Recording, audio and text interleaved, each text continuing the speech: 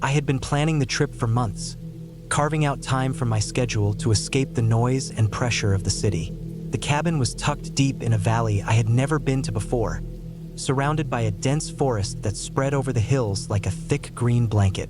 The road that led to it was narrow, barely wide enough for a single car, and it twisted along the slopes of the hills in ways that made my stomach tighten. I drove slowly, the tires crunching against gravel, the occasional gust of wind making the trees sway violently, their branches scraping against each other in a harsh, rattling rhythm. I had chosen the cabin because it promised solitude, isolation, a chance to be completely alone with my thoughts, away from cell service, away from people, and away from the constant hum of technology.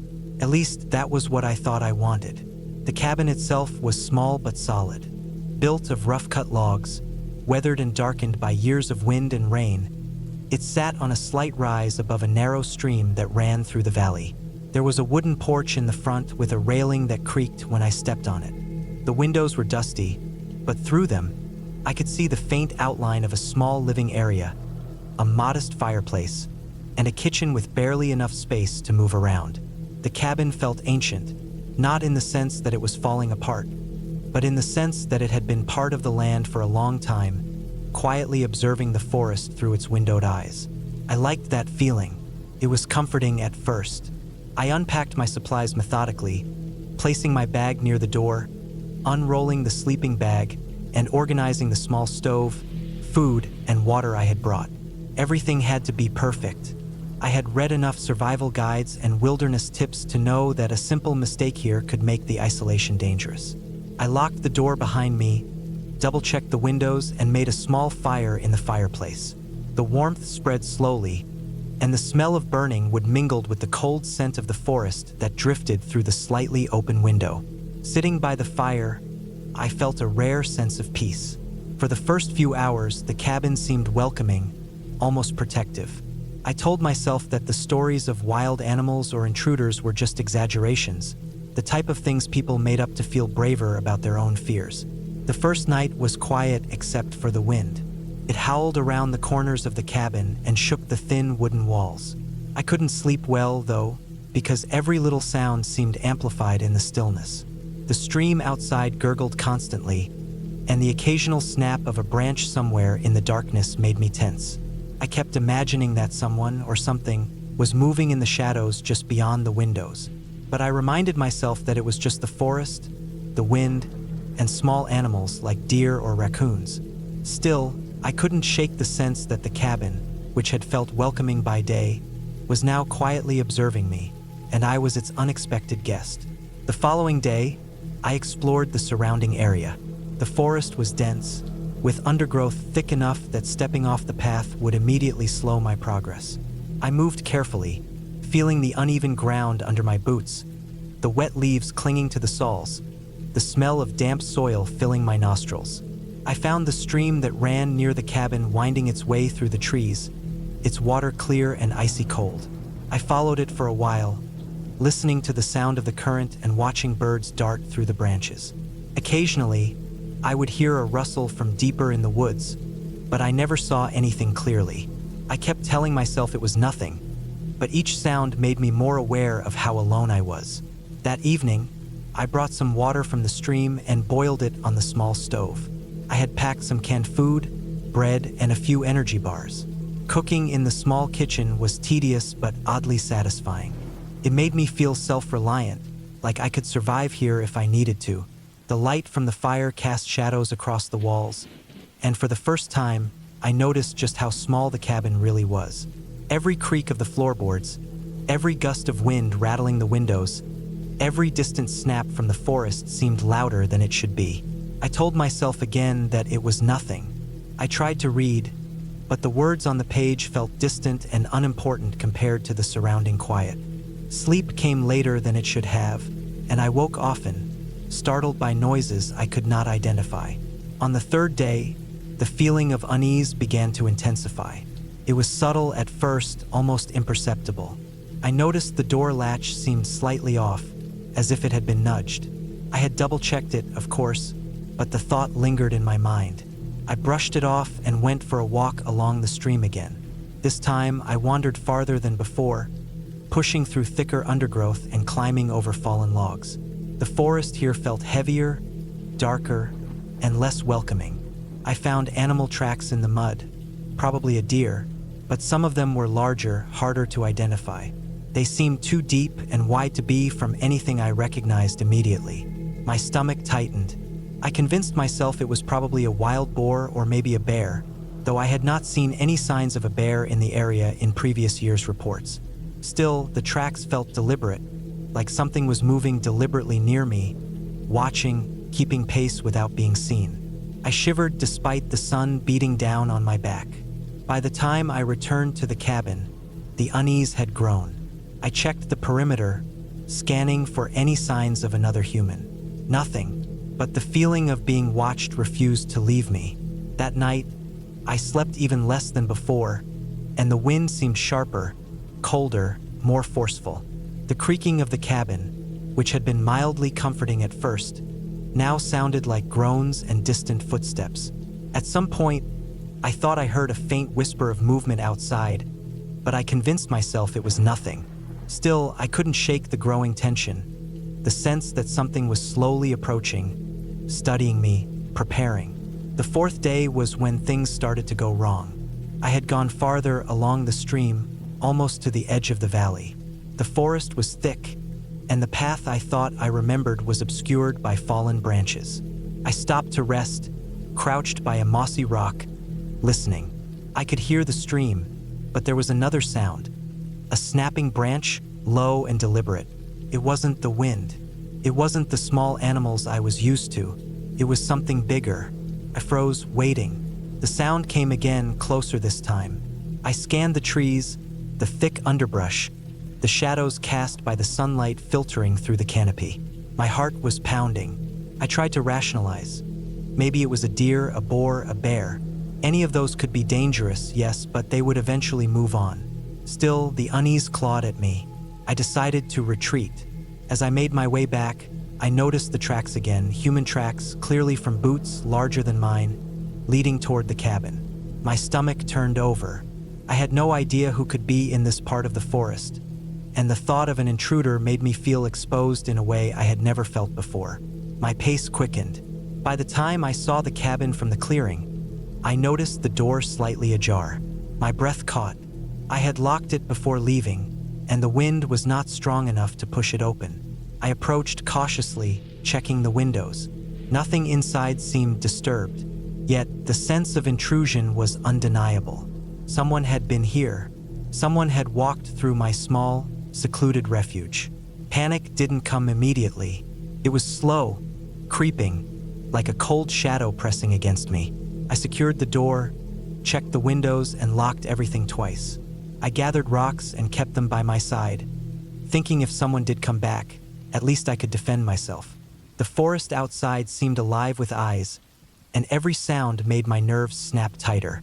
That night, I barely slept, curled tightly under my blanket with the door barricaded. The next day, I stayed inside.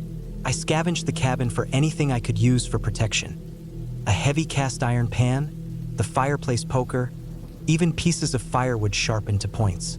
I tried to stay calm, but the isolation now felt like a trap. Every sound outside, the rustle of leaves, the drip of water from the eaves, the distant cry of a bird, felt intentional. I imagined someone moving silently, watching, waiting. Hours passed like minutes. I paced the cabin repeatedly, checking doors, windows, the back porch, the surrounding clearing. Nothing. But the sense of being watched didn't relent. It was oppressive, suffocating, a weight pressing down from the surrounding forest. On the sixth day, the intruder returned. I was in the small kitchen area, sitting behind the table, pretending to read, but my eyes constantly flicked toward the windows. I heard at first the soft, deliberate crunch of gravel beneath boots. I froze. Then the door handle rattled slightly. My pulse surged.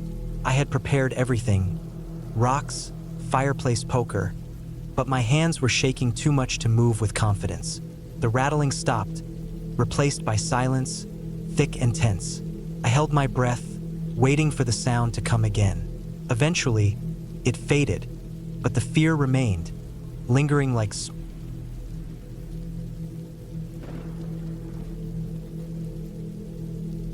I never thought I would be the kind of person to get trapped in fear so completely in the middle of nowhere, but that's exactly what happened that weekend. I had planned the trip months in advance, thinking it would be relaxing, a chance to get away from the city noise, away from people, phones, work, everything. I found a small, isolated cabin online, tucked into the woods near a lake I had never been to. The pictures online made it look charming: old wooden walls, a tiny porch, a fireplace that seemed almost too inviting, and a path leading down to the water. I was sold immediately. The website said it was private, about 20 minutes from the nearest town, surrounded by dense forest, and that it was perfect for someone who just wanted to disappear for a few days. I left Friday morning with a backpack full of essentials: food for 3 days, water, extra batteries, a flashlight, some camping gear just in case, and a first aid kit. I had even brought a small hand crank radio, thinking that in a place like this, I might want some background noise, but I mostly wanted silence. The drive was long, roads winding and narrow, passing through stretches of forest that grew darker and more enclosed the farther I went. My phone signal disappeared halfway, and I didn't mind. I liked the idea of being completely cut off. I told myself it would be peaceful, maybe a little lonely, but peaceful. The first time I saw the cabin in person, it felt smaller than it had looked online. It was 2 stories, with dark-stained wood and a steep roof that seemed almost too sharp for heavy snow, though it wasn't winter. Moss grew along the edges of the roof, and the wooden steps to the porch were uneven and slightly rotten in spots. Still, it had a charm that made me want to stay. I parked my car on the gravel clearing in front of the cabin and stepped out, taking in the smell of wet earth and pine. The air was clean in a way the city never was, sharp and cold even though the sun was shining. Inside, it smelled faintly of wood polish and mildew, a mix I didn't dislike. The furniture was simple: an old wooden table, a couple of chairs, a small couch, and a bed that looked as though it had been used more than it had been cleaned. The kitchen was tiny, with a propane stove, a small fridge, and cupboards that creaked when opened. I unpacked slowly, trying to make the cabin feel like my own space. I stacked food in the cupboard, set my backpack in the corner, and even lit a few candles just to feel a little coziness in the open, shadowy rooms. By late afternoon, I decided to explore the surrounding forest. The path to the lake was narrow, barely wider than a person's shoulders, and lined with thick underbrush. I walked slowly, stepping over roots and small rocks, noticing how quiet it was. No birds sang, no wind rustled through the leaves, just the muffled crunch of my own footsteps. When I reached the lake, I could see the water reflecting the late sun, calm and glassy. I sat on a fallen log at the edge, taking off my shoes, letting the cool water lap over my toes, and tried to breathe in that feeling of being alone in the wilderness. I thought about the weekend ahead, of books I could read, food I could cook, and the peace I could find. That night, I lit the fireplace and made myself a small dinner, just canned beans and bread. The cabin felt cozy, almost comforting, the kind of place you could lose track of time in. I went to bed early, thinking I would wake up at sunrise to see the lake in the morning light. But sleep didn't come easily. Around 2 in the morning, I woke to a strange sound. First, I thought it was the wind. The cabin was old, and the wood groaned and creaked in ways I didn't remember noticing during the day. But the sound wasn't a groan or a creak. It was a sharp, rhythmic tapping coming from the window near the porch. My heart started beating faster. I told myself it was just a branch hitting the glass, but I couldn't shake the feeling that the sound had intent, a pattern that didn't belong in nature. I held my breath, listening, trying to detect any movement outside. The tapping stopped. I waited, frozen, staring at the dark window. Then, another tap, louder this time. I grabbed the flashlight from my bedside table and aimed it at the window, sweeping the beam across the porch and surrounding woods. Nothing.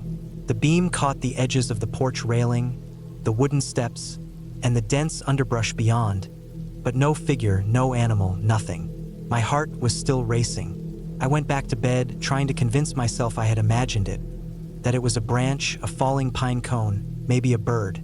but I could still feel a pressure in the room, a sense that I was being watched, though I knew rationally I wasn't. The next day, I tried to shake off the feeling. I made breakfast, wandered the woods again, and even swam in the lake. The sun was out, the air was warm, and I laughed at myself for being so paranoid the night before. Yet the forest felt different, quieter than before, almost too quiet. When I returned to the cabin, I noticed something strange. The firewood I had stacked neatly by the porch had been disturbed, not completely scattered, but moved slightly, as though someone or something had brushed past it. I froze, staring at the pile, the hairs on the back of my neck standing up. I told myself it was an animal, maybe a raccoon or a deer, but the movement seemed deliberate, careful, not random. I inspected the ground around the pile and saw footprints, small but oddly shaped, not quite human. They disappeared into the trees, not leading anywhere in particular. I didn't know what to make of it. I considered leaving, packing up immediately, but the nearest town was still 20 minutes away by car, and the idea of leaving without knowing what had made the marks made me feel even more trapped. That night, I double-checked the locks on the doors and windows, placed a chair under the doorknob, and kept the flashlight on my bed. I tried to sleep again, but every little noise made me flinch. Around midnight, the tapping started again. This time, it came from the back of the cabin, near the small kitchen window. I lay perfectly still, listening. It wasn't constant, but deliberate, slow, like someone testing the glass. I realized I had no idea what I would do if someone actually tried to get in. My phone had no signal, and I didn't have a gun, only a small pocket knife. The thought made me feel trapped, vulnerable, and very, very alone. I stayed awake the rest of the night, watching the window, flashlight in hand, until dawn finally broke, casting light through the trees. By morning, I decided I had to get out. I packed quickly, not bothering with food or small items, grabbed my keys, and ran down the porch steps. As I reached my car, I noticed fresh footprints in the dirt leading from the tree line to the porch. They were human, adult-sized this time, unmistakable, and they stopped right at the edge of my car. I didn't look back. I started the engine, my hands shaking, and drove down the winding forest road as fast as I could safely go. My heart raced the entire way, every shadow in the trees making me jump, every crack of a branch against the car seeming like someone following me. By the time I reached the first gas station in town, I was shaking so badly I could barely hold the pump handle. I called the local police and reported what I had seen, explaining the footprints, the tapping, everything. They were polite but skeptical, saying that in remote areas, wildlife or other visitors sometimes left marks, but they did agree to check the area. I returned to the cabin the next day with an officer. When we arrived, the cabin appeared undisturbed, no footprints, no evidence of entry, nothing outside except the usual wear of the forest. The officer suggested it might have been other hikers, though no one else was reported to be in the area. Even though I had escaped, the feeling of that cabin, the way it made me feel watched and small, stayed with me for months. I never went back, and I avoided remote cabins for years after that. I kept thinking about the footprints, the tapping, and the nights I stayed awake staring at windows, feeling like someone had been studying me from the shadows. I never knew for sure what had happened, and maybe I never would. But I learned one thing. Being alone in the wilderness can be peaceful, but it can also be terrifyingly unpredictable. And sometimes the scariest things are the ones you can't explain, the ones that leave no trace except in your memory and the constant tension that something or someone was there.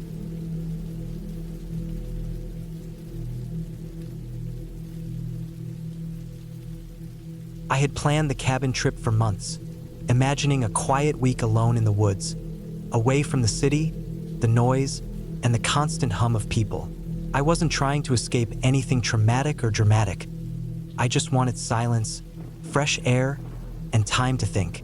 The cabin was far off the main roads, accessible only by a rough dirt path that twisted through dense pine and spruce. When I arrived, the sun was beginning to dip behind the distant hills, casting long shadows between the trees. The air smelled sharp and earthy, filled with the damp scent of fallen leaves and pine needles. It was colder than I expected for late summer, a chill that crept through my clothes when I stepped out of the car.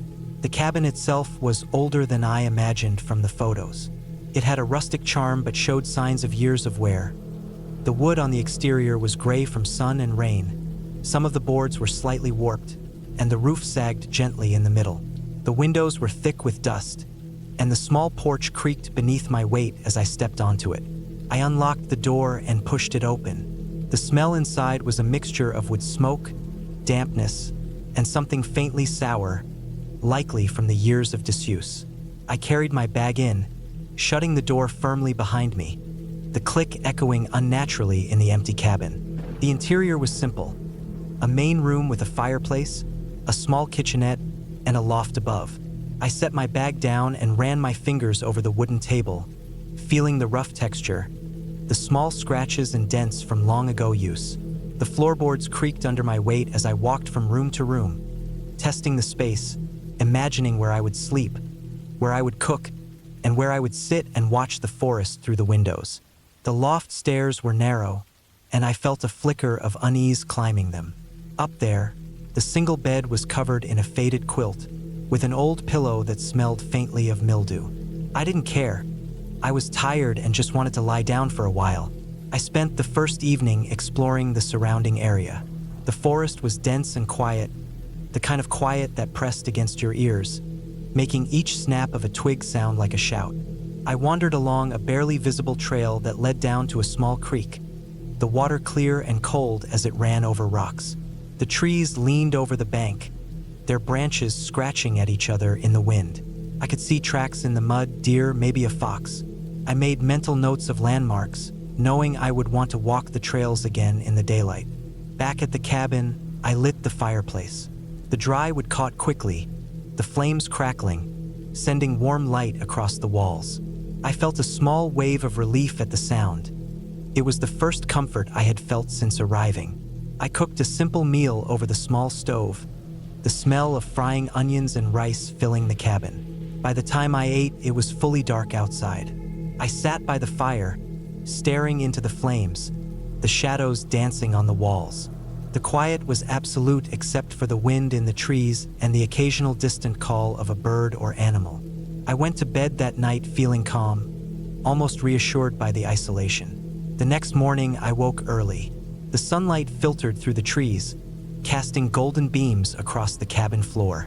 I went outside, breathed deeply, and decided to explore more of the surrounding area.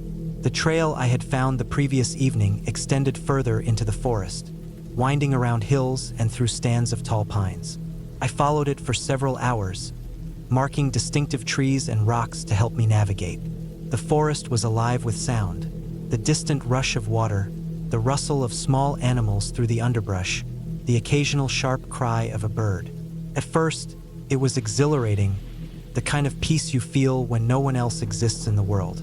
But after several hours, I noticed something unsettling. The deeper I went, the more I felt the forest changing. The trees grew closer together, their trunks thick and dark. The sunlight dimmed as it struggled to pass through the dense canopy. The trail became less defined, and I had to push aside branches and bramble to move forward. Then I noticed the first signs that someone else had been here recently. Not humans, at least not the kind I expected. The ground was disturbed, footprints pressed into the soft soil that didn't look like any deer or animal I recognized.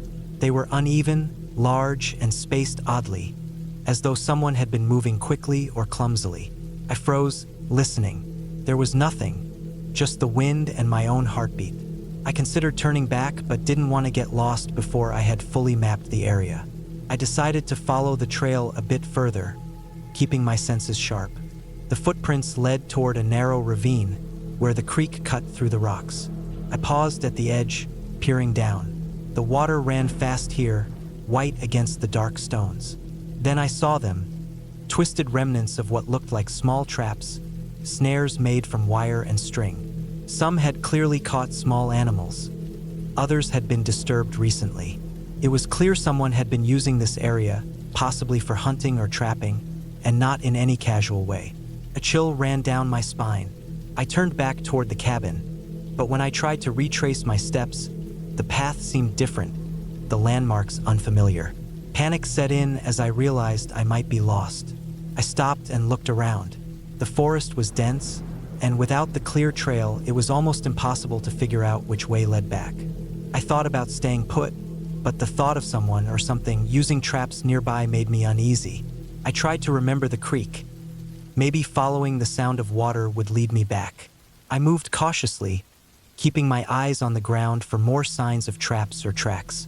Every snap of a branch, every rustle made me jump. I kept telling myself it was nothing, just the forest, but I couldn't shake the feeling that I wasn't alone. Hours passed. My legs were scratched and tired. My hands scraped on branches. I stumbled upon a fallen tree and sat for a moment, trying to calm my racing heart. That's when I noticed something even more alarming. In the dirt nearby were footprints not just of animals but of a man, barefoot, irregular stride, heavy impressions. The prints were fresh. They led in a direction parallel to mine, as if someone had been walking nearby, observing. My stomach twisted. I had planned for isolation, but not for this. I wasn't prepared to deal with another human lurking unseen in the woods. By late afternoon, I had wandered so far that I no longer recognized anything. The sun had dipped low behind the trees again, the shadows growing long and dark. I realized I needed to make a choice. Stay put and hope someone found me in the morning, or try to push through and find the cabin before nightfall. I chose the latter, forced by the thought of sleeping in the forest without shelter. I kept moving, following what I hoped was the general direction of the cabin, occasionally climbing small hills to get a better view. Each time I thought I saw a break in the trees that might be the clearing around the cabin, it turned out to be another slope, another false lead. As the light faded completely, I started to panic. My mind raced with possibilities. What if the person whose footprints I had seen returned? What if I fell and got hurt? What if I couldn't find my way back at all? The forest around me became a black wall, and every sound was amplified. The snapping of twigs, the rush of the creek, the rustle of leaves. I slipped and fell several times, scraping my knees and hands, my backpack catching on branches. The cold was settling in, and I realized I had underestimated the temperature drop at night. I dug my gloves and a small hat from my bag and put them on, but it wasn't enough to keep the chill from creeping into my bones. Eventually, I saw a faint light between the trees. I froze, straining to see. It flickered slightly, like a reflection, but it was definitely artificial.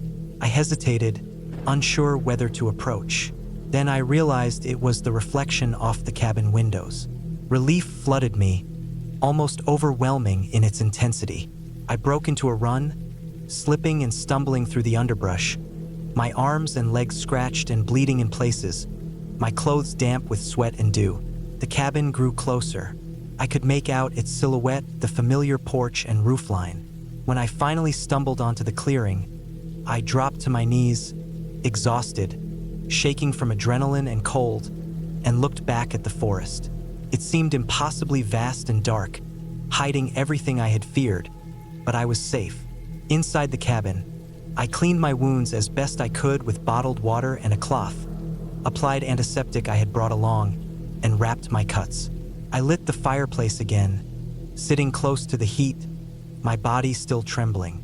I stayed awake for hours, listening intently to the sounds outside, my mind replaying the day's events. I realized how unprepared I had been, how dangerous the woods could be even without the supernatural, how quickly isolation could turn into fear. By the early hours of the morning, exhaustion overtook my vigilance. I slept lightly, waking occasionally to check the door and windows. The next day, I didn't venture far. I stayed near the cabin, collecting.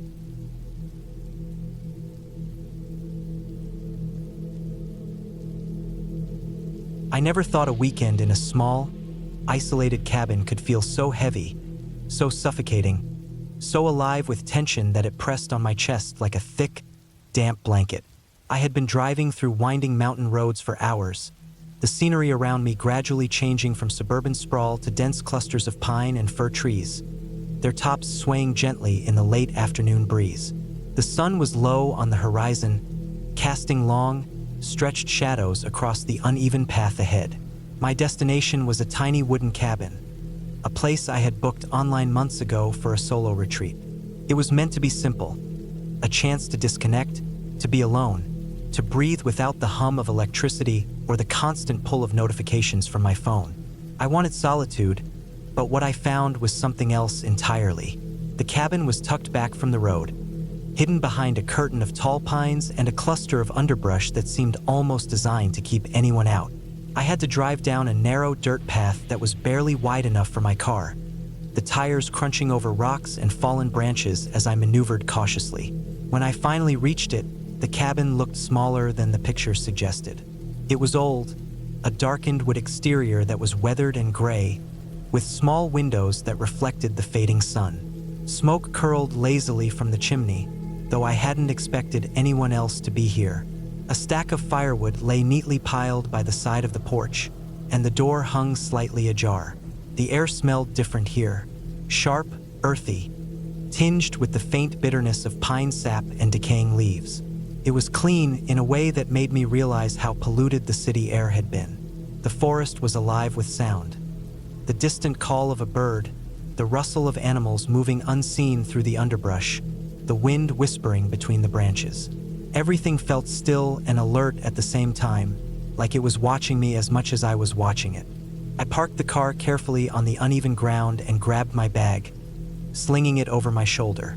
The porch creaked beneath my feet as I stepped onto it, a warning about the age of the structure. I pushed the door open fully and stepped inside.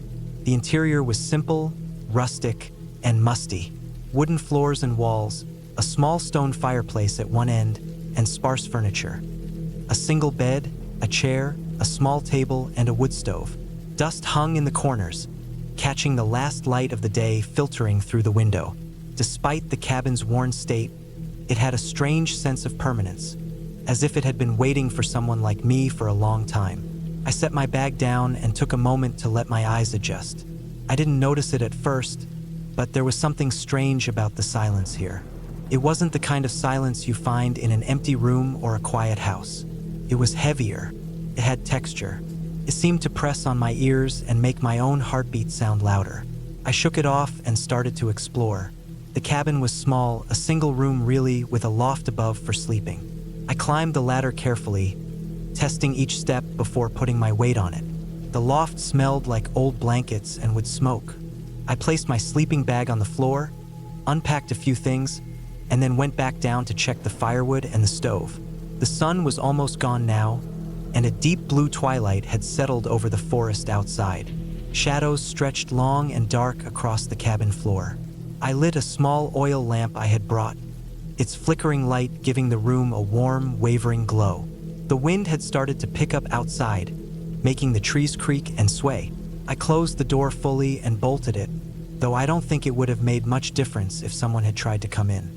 The sound of the lock clicking shut seemed louder than it should have, echoing unnaturally in the small space.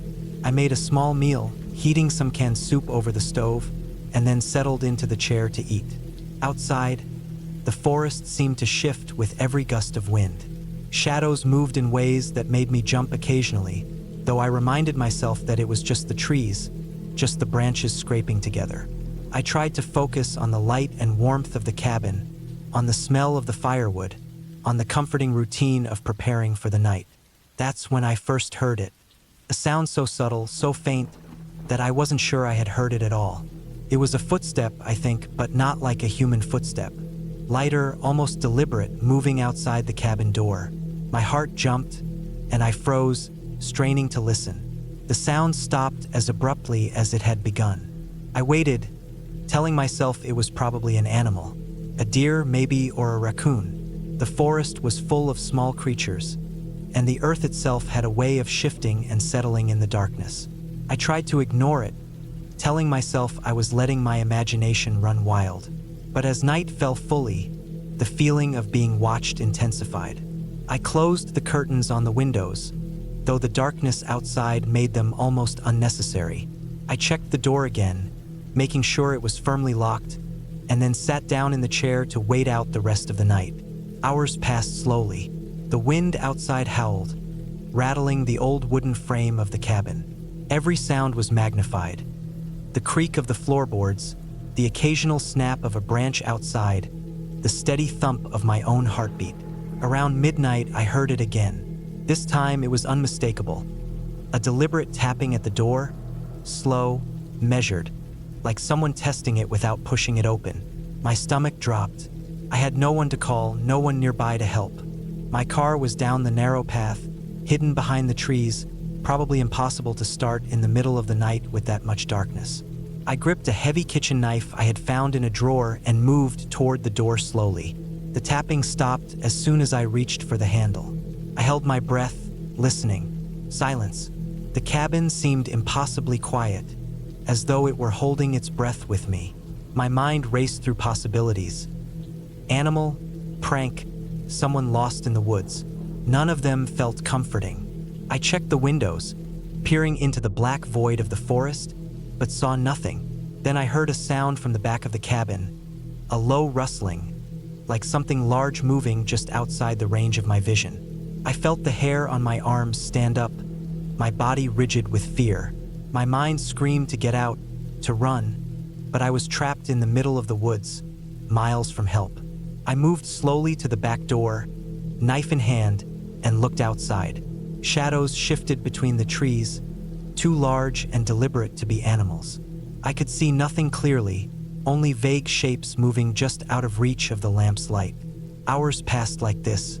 Every sound made me jump, every shadow made me tense. I couldn't sleep, couldn't rest, my eyes darting constantly to the windows, the doors, the corners of the cabin. My heart was raw from fear, my hands sore from clutching the knife. I stayed awake until dawn, watching the light slowly bleed into the forest. Morning brought no relief. The cabin felt the same, heavy with tension, and outside, the forest seemed closer, more oppressive. I stayed inside, checking the locks and windows repeatedly, watching for movement. By midday, I realized that the shapes I had seen the night before had disappeared. Whatever had been there had left, or at least moved further away. I didn't want to believe that it had simply gone. The forest was too vast, and I had no idea what could be out there. I made a plan. I needed to leave to get out of that cabin and back to safety. I packed my things carefully, checking each piece of gear, my knife always close at hand. I stepped outside, the forest quiet except for the wind, and headed toward the car. The drive back down the dirt road felt interminable. Every shadow seemed to follow me, every rustle of leaves felt like someone moving behind me. When I finally reached the main road, I felt a wave of relief so strong that it almost made me cry. I drove without stopping, my hands gripping the wheel, my eyes scanning constantly. By the time I reached the nearest town, the sun was setting again, and the normal hum of civilization. The sound of traffic, distant voices, dogs barking, felt like a balm on my raw nerves. I never went back to that cabin. I never even wanted to think about what had been there, watching, waiting, testing. Months later, I learned that the cabin had been vacant for years, the last owner long gone. No one ever explained the noises, the shapes, the tapping at the door. But I didn't need an explanation. I had felt it, I had lived it, and I knew that the forest, for all its beauty, held a presence that didn't need ghosts or fairies to terrify you. It only needed patience, stillness, and the ability to watch and wait. The memory of that weekend stayed with me for years. I never traveled alone into the woods again, never sought solitude in isolated cabins. The fear I had felt was not the kind that faded with time. It was a deep, slow, insidious understanding that some places are alive, that some spaces watch and remember. I never felt completely safe in the forest again, and I never underestimated the weight of silence or the intensity of shadows. I eventually told a friend about it, trying to make sense of what had happened. I described the tapping, the movements, the way the night seemed to breathe around me. My friend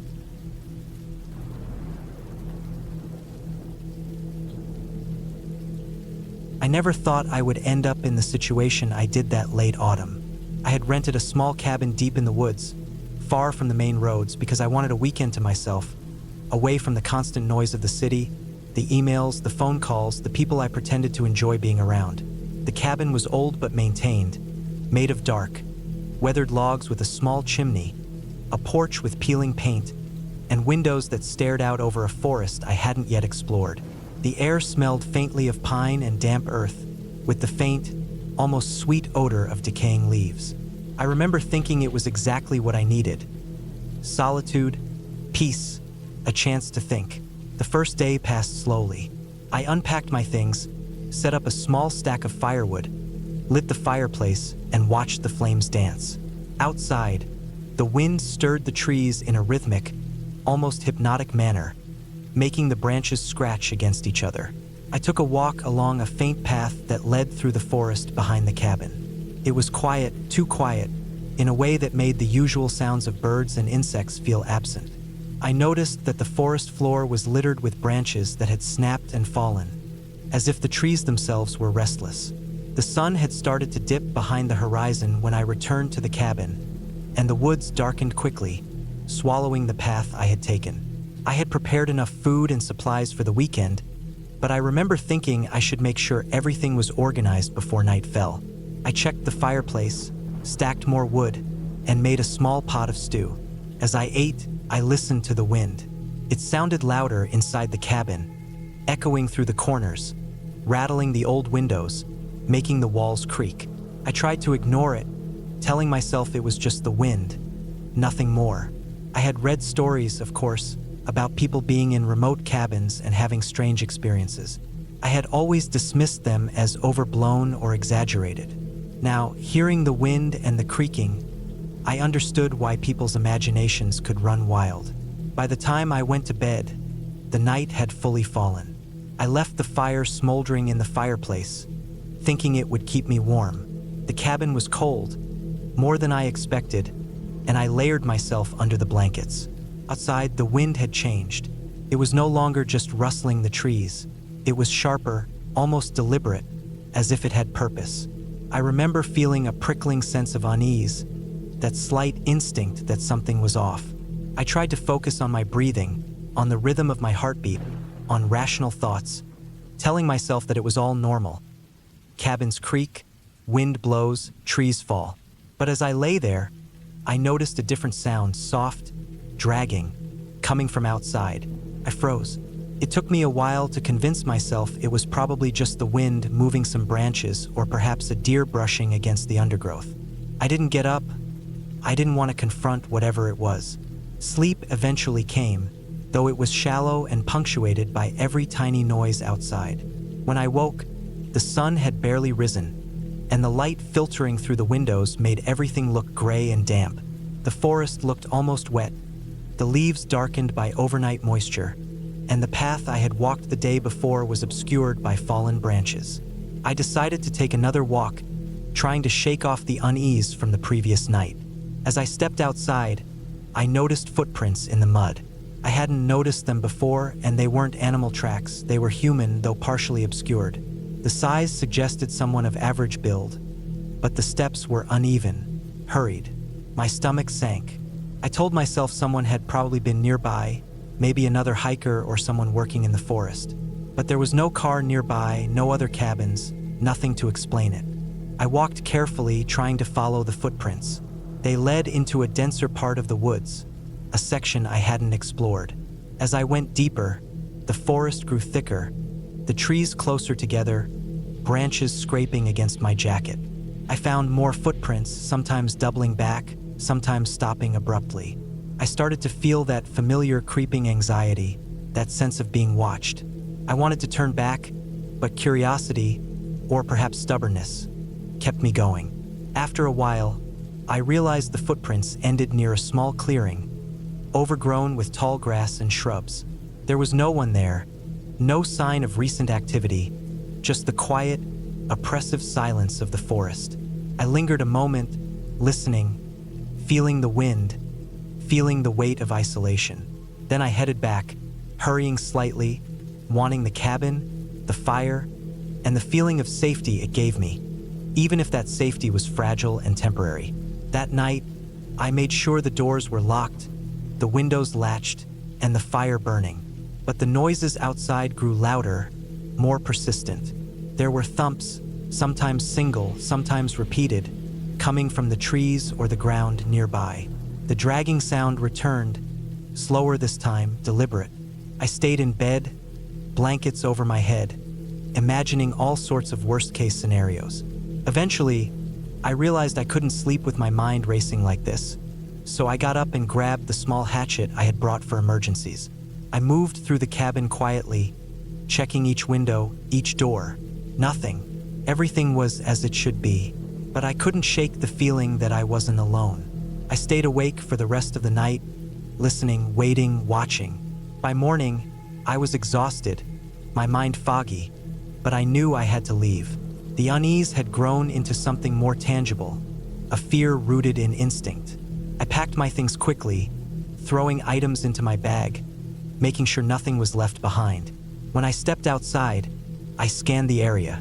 The forest looked ordinary, unchanged, but I noticed more footprints in the mud, fresh ones leading away from the cabin. I realized someone had been near the cabin the entire night. I walked briskly back toward the road I had driven in on, constantly glancing over my shoulder. The forest seemed alive with hidden movements, shadows shifting where no light should reach. I made it to the road, heart pounding, relief flooding through me as I saw my car. I drove away slowly at first, then faster, never looking back. On the way, I called the local authorities and reported the footprints, the noises, the dragging sounds. They said they would check the area, but they also reminded me that this part of the forest was remote and often had hunters or hikers who didn't always notify anyone of their presence. Later that week, I returned to the cabin with authorities. They examined the area and found signs that someone had indeed been there, camping in secret, leaving debris, footprints leading in and out, disturbed undergrowth. They assured me it was likely an isolated trespasser, possibly someone who used the woods for hunting or illicit activity. They told me no further incidents had been reported. I felt some relief, but the experience stayed with me. I realized how vulnerable one could feel when completely isolated, how small sounds could trigger panic, and how important it was to trust instincts. In the weeks that followed, I kept thinking about the cabin, about the footprints, about the dragging sounds in the night. I understood now that fear didn't always need a monster or ghost. It could be entirely real, rooted in human action, in someone's presence in the woods, in the unpredictability of isolation. I learned to prepare more carefully for solitude, to respect the forest, and to always be aware that humans, not the supernatural, were often the real source of danger. I eventually returned home safely, but the memory of that cabin, of the wind, the footprints, and the feeling of being watched remained vivid. I knew I had escaped something potentially dangerous simply by trusting my instincts and acting decisively. That weekend had been meant for solitude and peace, but it had turned into a lesson in caution, awareness, and the subtle terror of being completely alone in the world, with no one to rely on but yourself.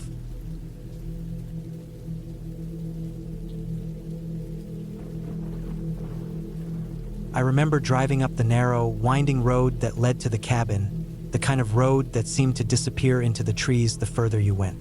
The air was already starting to get colder, though it was still early October, and the sky had that washed-out gray look, thick with clouds that threatened rain. My plan was to spend the weekend alone, away from everything, to decompress from the months that had been relentlessly exhausting. I had rented this cabin through an online listing. The pictures showed a rustic, wooden structure tucked deep in the woods, a small fire pit outside, and a creek running nearby. It looked peaceful, the kind of place where you could be completely cut off from the world, which was exactly what I wanted. When I finally reached the turnoff for the cabin, the road became even narrower, a single lane barely wide enough for my car.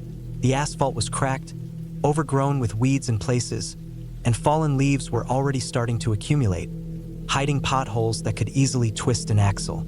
I drove slowly, carefully maneuvering around low-hanging branches that scraped the roof of my car, and I felt a mixture of anticipation and unease. The area was so remote that there was no cell service, which was part of the appeal but also something I couldn't ignore completely in the back of my mind. By the time I reached the small clearing where the cabin sat, the sun was already low in the sky, casting long, jagged shadows across the forest floor. The cabin was exactly like in the pictures, though it looked even more weathered and real in person. The wood was dark and rough, some boards warped by age, and the windows reflected the gray sky like dull mirrors. The creek gurgled nearby, a comforting sound, and the faint smell of wet leaves and earth filled the air. I parked in front of the cabin, opened the trunk, and began unloading my gear. The interior of the cabin was modest but functional. A small kitchenette, a living area with a wood stove, a single bedroom, and a bathroom. The place had electricity, though the lights were dim, and I quickly realized the water pressure was low. Everything was clean enough, though it carried the faint scent of old wood and dampness. I spent some time walking around, inspecting the place, making mental notes about where things were. I unpacked my bags, stacked firewood near the stove, and then settled into the living room with a cup of coffee. The cabin was quiet except for the soft creaking of the floorboards and the distant sound of water from the creek. I tried to relax, but the solitude was heavier than I expected. As the daylight faded, I began preparing for night. I lit the stove and stacked wood carefully, making sure it was stable and wouldn't fall. The shadows from the fire flickered across the walls, making the cabin feel smaller and more enclosed than it had in daylight. I had brought a few candles as well, just in case, and placed them strategically around the room to provide soft, warm light in case the electricity failed.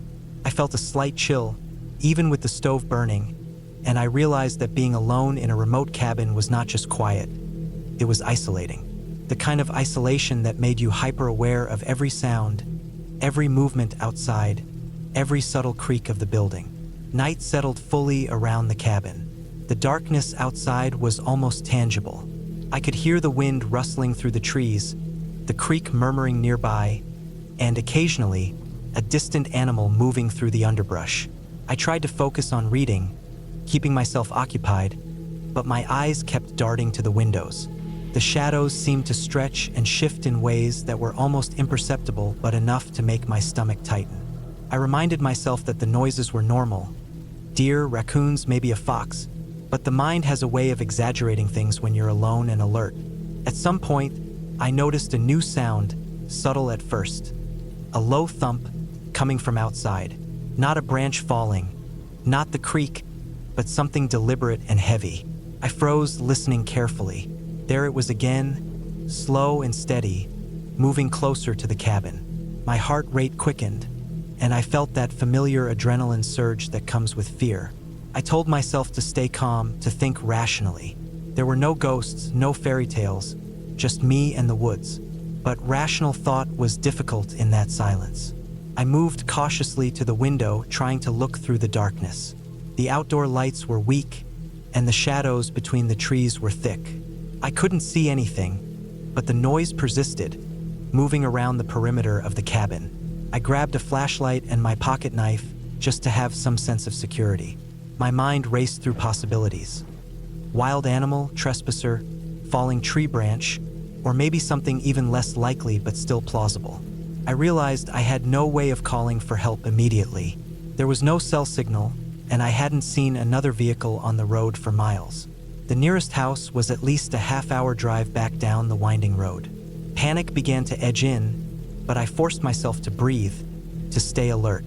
I opened the door slowly, just enough to look outside without exposing myself fully. The night was black and quiet except for the thumping, which now sounded closer to the back of the cabin. I moved slowly around to the back, keeping my flashlight low, trying to illuminate the area without drawing too much attention to myself. The thumping stopped suddenly. I froze, holding my breath. Then came another sound, a soft scrape against the wooden siding. I shone the flashlight toward it, and for the first time I saw movement, tiny, deliberate, close to the ground. It was a raccoon. Relief hit me in waves, but it didn't last. I had assumed the noise would stop now, but something in the darkness beyond the raccoon's reach made me uneasy. The forest seemed heavier, denser, and the shadows darker than before. I closed the door slowly, securing it carefully. I tried to sleep, but the tension made it nearly impossible. Every small noise, branches snapping, leaves rustling, water moving in the creek, felt like a potential threat. I eventually drifted into a restless sleep, waking multiple times to the sound of distant thumps, which I now realized could have been my imagination amplified by fear. Morning finally came, gray and muted, with fog hanging low over the forest. I took stock of everything, and nothing had been disturbed. No signs of intrusion, no evidence that anyone or anything had been near. Over the next day, I focused on routine, gathering firewood, cleaning, exploring the nearby trails. I tried to enjoy the peace, but the memory of that night lingered. When I left the cabin a few days later, I felt an odd mix of relief and accomplishment.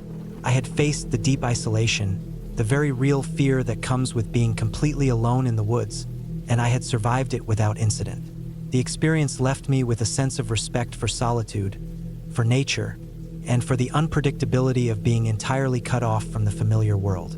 Driving down the winding road, back toward civilization, I felt the tension leaving my body gradually.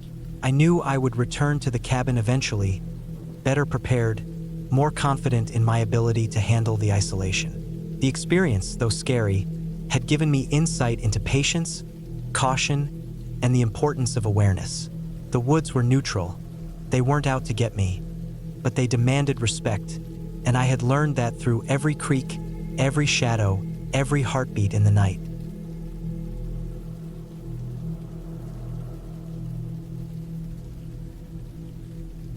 I had been driving for hours along winding, uneven roads, the kind that seemed to stretch forever between dense forests and forgotten valleys. I had rented a small cabin far off the beaten path, somewhere that promised quiet and solitude. I needed it. My life had been a constant blur of noise and obligation for months, and I wanted nothing more than a weekend alone, with no interruptions, nothing to do but rest and think. The cabin was advertised as isolated but sturdy, equipped with basic amenities, and I had chosen it for that exact reason. I wanted to feel entirely cut off from the world. The sun was dipping low by the time I arrived, casting a red-orange glow over the jagged tree line. The cabin sat at the edge of a small clearing, wooden and weathered, but clearly solid. The steps creaked under my boots as I climbed them, and the door resisted my push for a moment before swinging open. Inside, the air was cool and smelled faintly of wood and dust. The walls were bare and the furniture was minimal. A table, a couple of chairs, a small bed pushed against the far wall. A wood-burning stove sat in the corner, blackened with age but seemingly functional. I set my bag down and walked around, taking everything in. The windows offered a clear view of the forest, and the silence was immediate and overwhelming. No traffic, no distant voices, not even birdsong. The kind of silence that feels alive in its own way. I could already feel the tension in my shoulders loosening. I unpacked my things slowly, making sure everything had a place. I stacked firewood near the stove, set out some food I had brought, and lit a small lantern to give the cabin a soft glow. The world outside was turning dark fast, and the deepening shadows made the forest feel both enormous and incredibly close. By nightfall, the sky was completely black, and the forest was no longer just a background. It was a living, breathing presence. I had brought a small flashlight, and I made my way outside to collect more firewood before the cold settled in completely. The air was crisp, carrying the faint smell of damp leaves and pine. As I moved among the trees, I noticed just how quiet it really was. No rustling animals, no distant cars, nothing but the crunch of my own boots on the fallen leaves. Even with my flashlight, the darkness seemed thicker here than anywhere I had ever been. It made me conscious of every sound, every snap of a twig, every brush of wind through the trees. I returned to the cabin with enough wood to last the night. I stacked it carefully next to the stove, lit the fire, and sat back to watch it grow. The flames cast shifting shadows across the walls, making the room feel smaller and more intimate, yet somehow more ominous. I kept thinking I heard noises outside, small scratches like branches against the walls, but I chalked them up to the wind and tried to ignore them. I had expected some wildlife, maybe a raccoon or a deer wandering nearby. Nothing more. As the hours passed, the wind outside grew stronger. I could hear it rattling against the windows, whistling through the cracks in the cabin's walls. The forest seemed to lean closer to the cabin with each gust, as though it were pressing in from all sides. I checked the locks on the door, making sure everything was secure. I had no reason to fear anyone, but the isolation made my mind jump to strange places. I told myself it was just my imagination and tried to focus on practical things. Making a meal, stacking firewood, keeping the fire going. Later, after eating, I sat in a chair by the stove, warming my hands. The shadows on the walls stretched and danced. I noticed something odd, a faint pattern in the snow outside, like footprints leading toward the cabin from the edge of the clearing. I froze, straining to see. The light of the fire made it difficult to tell, but there was definitely a path in the snow. I stepped closer to the window, heart beating faster, and shone my flashlight outside. The footprints were human, not animal, and they stopped at the edge of the trees. There was no way to see who or what had made them, and there was no sound beyond the wind. My stomach tightened. I wasn't supposed to have neighbors for miles. I went back inside and tried to calm myself. Maybe someone had wandered off the main road, looking for shelter or lost in the woods. I considered calling the police, but the cell signal was weak, barely enough to send a text. I put it out of my mind and tried to focus on practical precautions. I checked the doors again, made sure the windows were locked, and moved a chair near the main entrance as a precaution. The rational part of me knew I was probably overreacting, but the isolation made every small thing feel threatening. The night passed slowly. Every sound outside made me jump. A snapping branch, a distant thump, the wind shifting in a way that made it seem closer than it was. I tried to read, tried to keep busy, but sleep was elusive. Eventually, exhaustion won, and I drifted off in the chair, the fire still crackling. I woke in the small hours to a low, persistent scratching at the door. My heart hammered as I grabbed my flashlight and approached. The scratching was soft but deliberate, and it was coming from the other side of the door. I took a deep breath and opened the door slightly, holding the flashlight toward the edge. No one was there, just snow disturbed by footsteps. I shone the light toward the tree lean, but nothing moved. The footprints from earlier were gone, as if erased by the wind or hidden by fresh snow. My mind raced. Perhaps it had been an animal, though it had sounded strangely deliberate, almost like someone testing the door. I closed the door slowly, double-checked the locks, and tried to return to the chair, but sleep would not come again. By morning, I was exhausted but resolved to make the day productive. I decided to explore the surrounding area, sticking to the paths I could see through the trees. The forest was vast, with a frozen stream cutting through the terrain. I collected more firewood from fallen trees, careful to stay alert. Every sound, branches snapping, distant bird calls, made my heart skip. The isolation, combined with the previous night's disturbances, had me tense in a way I hadn't felt in years. I returned to the cabin that evening, careful to note the changing light and shadows in the forest. The fire was already dying, so I stoked it carefully. The scratches at the door had not returned, and the footprints were nowhere to be seen. I felt a small relief, but it was fragile. I spent hours checking and rechecking the doors and windows, listening for any irregular sound. The next day, I began to notice small signs of intrusion. Branches bent near the cabin, a small indentation in the snow by the side door. It was subtle but unmistakable. Someone had been close, perhaps watching, but I had no way to know how long or how many times. I packed a small bag with essentials, food, water, flashlight, extra batteries, and made a plan. If anything escalated, I would leave immediately. By the third day, the tension had built to a nearly unbearable level. I moved as silently as possible around the cabin, listening for any movement outside. At one point, I caught sight of a shadow moving just beyond the tree line, far enough away to disappear when I tried to focus. My pulse raced, but I forced myself to think rationally. Maybe it was a hunter, maybe someone else staying in the woods, but the idea that someone was deliberately close enough to monitor the cabin unsettled me. That night, I slept only in short bursts. The fire was my only comfort, the only thing keeping the darkness at bay.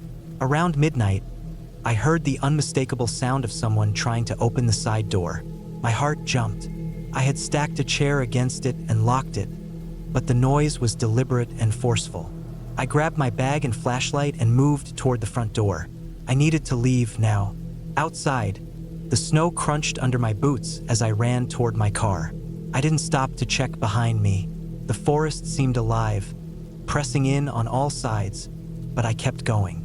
The shadow I had seen earlier seemed to move parallel to me, just beyond the tree line. I reached my car and fumbled with the keys, finally starting it and peeling away from the cabin as fast as possible.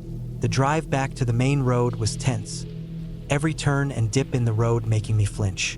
When I finally reached a stretch with cell signal, I called the local authorities to report the intrusion. I gave them the location of the cabin and explained the situation. They promised to check the area but warned that the forest was vast and remote. By the time I reached a small town, I felt the tension start to leave my body. I parked at a hotel and checked into a room. I slept for several hours, exhausted but relieved to be somewhere populated. The cabin still existed, still stood alone in the clearing, but I would never go back. I had intended to spend a quiet weekend in isolation, but what I had experienced, the feeling of being watched, of someone closing in without making a sound, was something I could never forget. The experience left me wary of the woods, wary of isolation, but it also reminded me of the importance of caution. Even in places that seem safe, human behavior can be unpredictable, and the quiet of nature can hide more than I ever imagined. I returned home.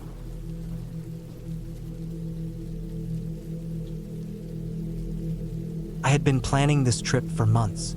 It wasn't supposed to be anything spectacular, just a weekend escape from the city, a chance to breathe fresh air, and a break from the constant noise of my apartment and the endless hum of traffic. I had found a small cabin tucked deep into the mountains through a rental site. The photos showed a rustic structure, wooden and weathered, sitting at the edge of a dense forest with a river running not far off. It seemed perfect. It promised solitude, quiet, and a break from everything. I had imagined myself hiking through the forest, fishing by the river, reading by a crackling fire, and going to bed each night to the gentle sounds of nature. I had imagined it so much that the reality could not have prepared me for what awaited. I drove the entire way from the city, passing familiar highways that gradually dissolved into smaller roads, and then into gravel trails barely wide enough for one car. The air felt cleaner as I drove higher into the mountains, the smell of pine trees thick in the air. Birds flew overhead, though I couldn't hear them over the rumble of the engine, and the occasional squirrel darted across the road. I parked the car near the cabin just as the sun began to tilt toward the horizon, casting a golden glow on the landscape. The cabin itself looked exactly like the pictures, more so in its quiet presence than in any perfect lighting. It was small, maybe 2 rooms and a loft, with a chimney that showed signs of having been used recently. There was a small porch with 2 chairs, and the forest loomed all around. It was silent, save for the sound of the river a short walk away. I unpacked my bag, carrying essentials: food, water, clothes, and a small camping stove, though the cabin had a kitchen. I set the bag down and walked slowly around the perimeter, noting the uneven ground, the thick undergrowth, and the dense forest that seemed to stretch endlessly. The trees were tall and crowded, their trunks wide and gnarled, casting long shadows in the fading light. I could already feel the change in temperature as the sun sank lower. The air was cooler, sharper, and the quietness began to feel heavier. The kind of quiet where every sound you make seems amplified, and every shadow looks like movement. I shook the feeling off. I had been in nature before. I knew this was normal. I went inside the cabin. It smelled faintly of wood smoke and damp pine. The floorboards creaked slightly under my feet, and the small kitchen area was neat but bare. There was a wood stove in the corner, and I could see firewood stacked nearby. The loft above had a mattress and a small window. Everything was simple, functional, and it was exactly what I had wanted. I set my things down, unpacked, and decided to explore the immediate area outside before it got dark. I grabbed a flashlight, something I rarely used, but tonight it felt necessary. The forest had grown darker, and I could already hear the distant sound of wildlife. Maybe a deer rustling through leaves, maybe something smaller moving near the river. I walked toward the sound, feeling the uneven ground under my boots, stepping over roots and small rocks. The river was narrower than I had imagined, but clear, and the current was steady. I knelt and ran my hand through the water. It was icy, pulling slightly at my fingers, and I realized how few people probably came here, how untouched this place really was. The idea made me both thrilled and nervous. I returned to the cabin as darkness settled fully. I lit a fire in the stove, the flames crackling and throwing dancing shadows across the walls. I cooked a small meal, ate, and then sat back in one of the chairs on the porch, staring into the blackness of the trees. Stars were emerging overhead, bright and numerous, a contrast to the orange glow of the cabin lights. I felt calm at first, but the longer I stared, the heavier the darkness seemed. Every small sound, the snapping of a twig, the rustle of a bush, made me tense. I told myself it was just animals, just the wind, and tried to relax. Then I noticed something, a faint movement at the edge of the forest. At first, I thought it was a deer or some other small animal. It was too large to be a rabbit, too slow to be a bird. It moved in a way that suggested it was watching the cabin. I froze, listening. The sound stopped. Then I saw it again, slightly closer, the outline of something standing upright, partially obscured by the thick undergrowth. I told myself it was a man, probably another hiker or someone else using the trails. I felt relief mixed with unease. I had imagined human presence here would be comforting, but seeing someone or something watching without moving toward me made the hair on my neck stand up. I went inside and locked the doors and windows, though the doors had simple latches and the windows were single panes. I sat by the fire, trying to convince myself I was imagining things. The shadows outside seemed to stretch and twist unnaturally, though I knew it was just the flames. The night stretched on. The sound of the river, once comforting, began to feel louder, almost oppressive. Every small snap or rustle outside my cabin made me tense. I could hear something moving around the cabin at times, just at the edge of my hearing, too careful to make noise but clearly present. I kept thinking about animals, maybe a bear, maybe a large deer, but the movements were methodical, almost purposeful. I couldn't see anything directly. I didn't want to leave the cabin to check. I sat with a knife on the table, the fire slowly dying, the shadows in the corners of the room stretching longer. Sleep was impossible. My mind kept replaying every horror story I had ever read about cabins in the woods, every warning about being alone in isolated places. By the second night, I was barely sleeping, dozing in fits of an hour or two at a time. I noticed the food I had brought was almost gone. I hadn't expected to last this long, but I realized I had to gather more supplies or head back early.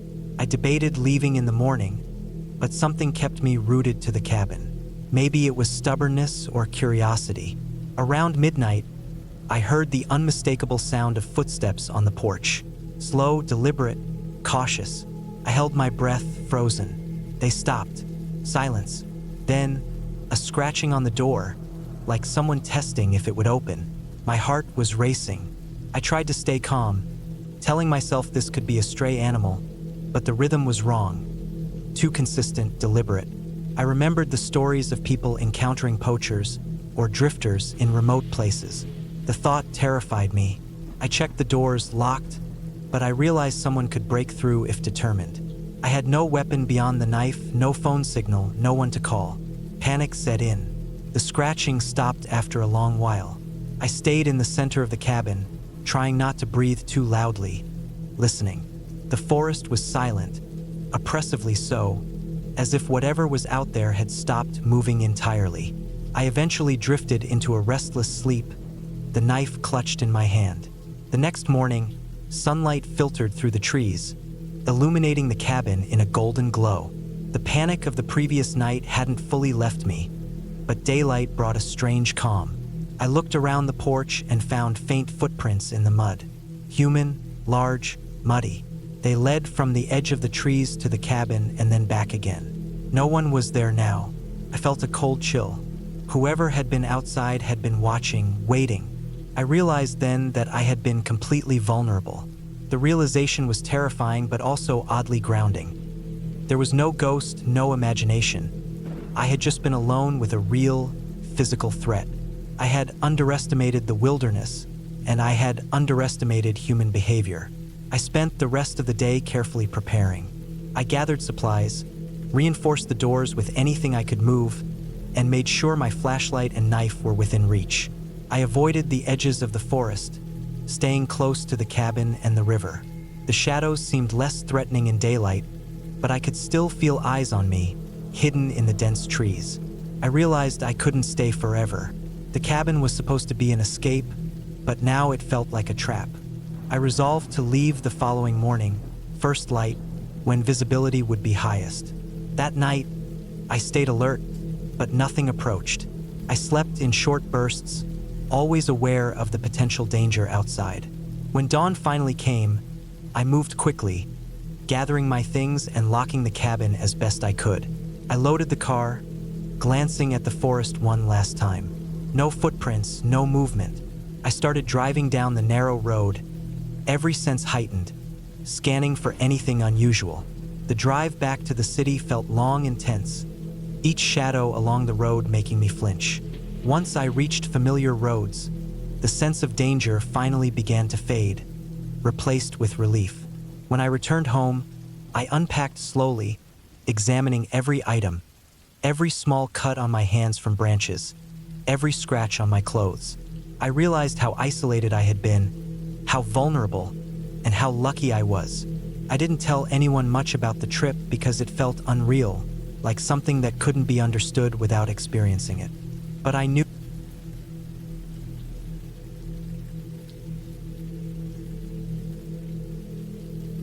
I never liked going too deep into the woods alone, but I needed a break from everything.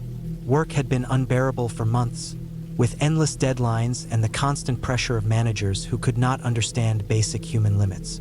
My apartment felt like a cage, the air thick with dust, the walls too thin, and the street outside too loud to think.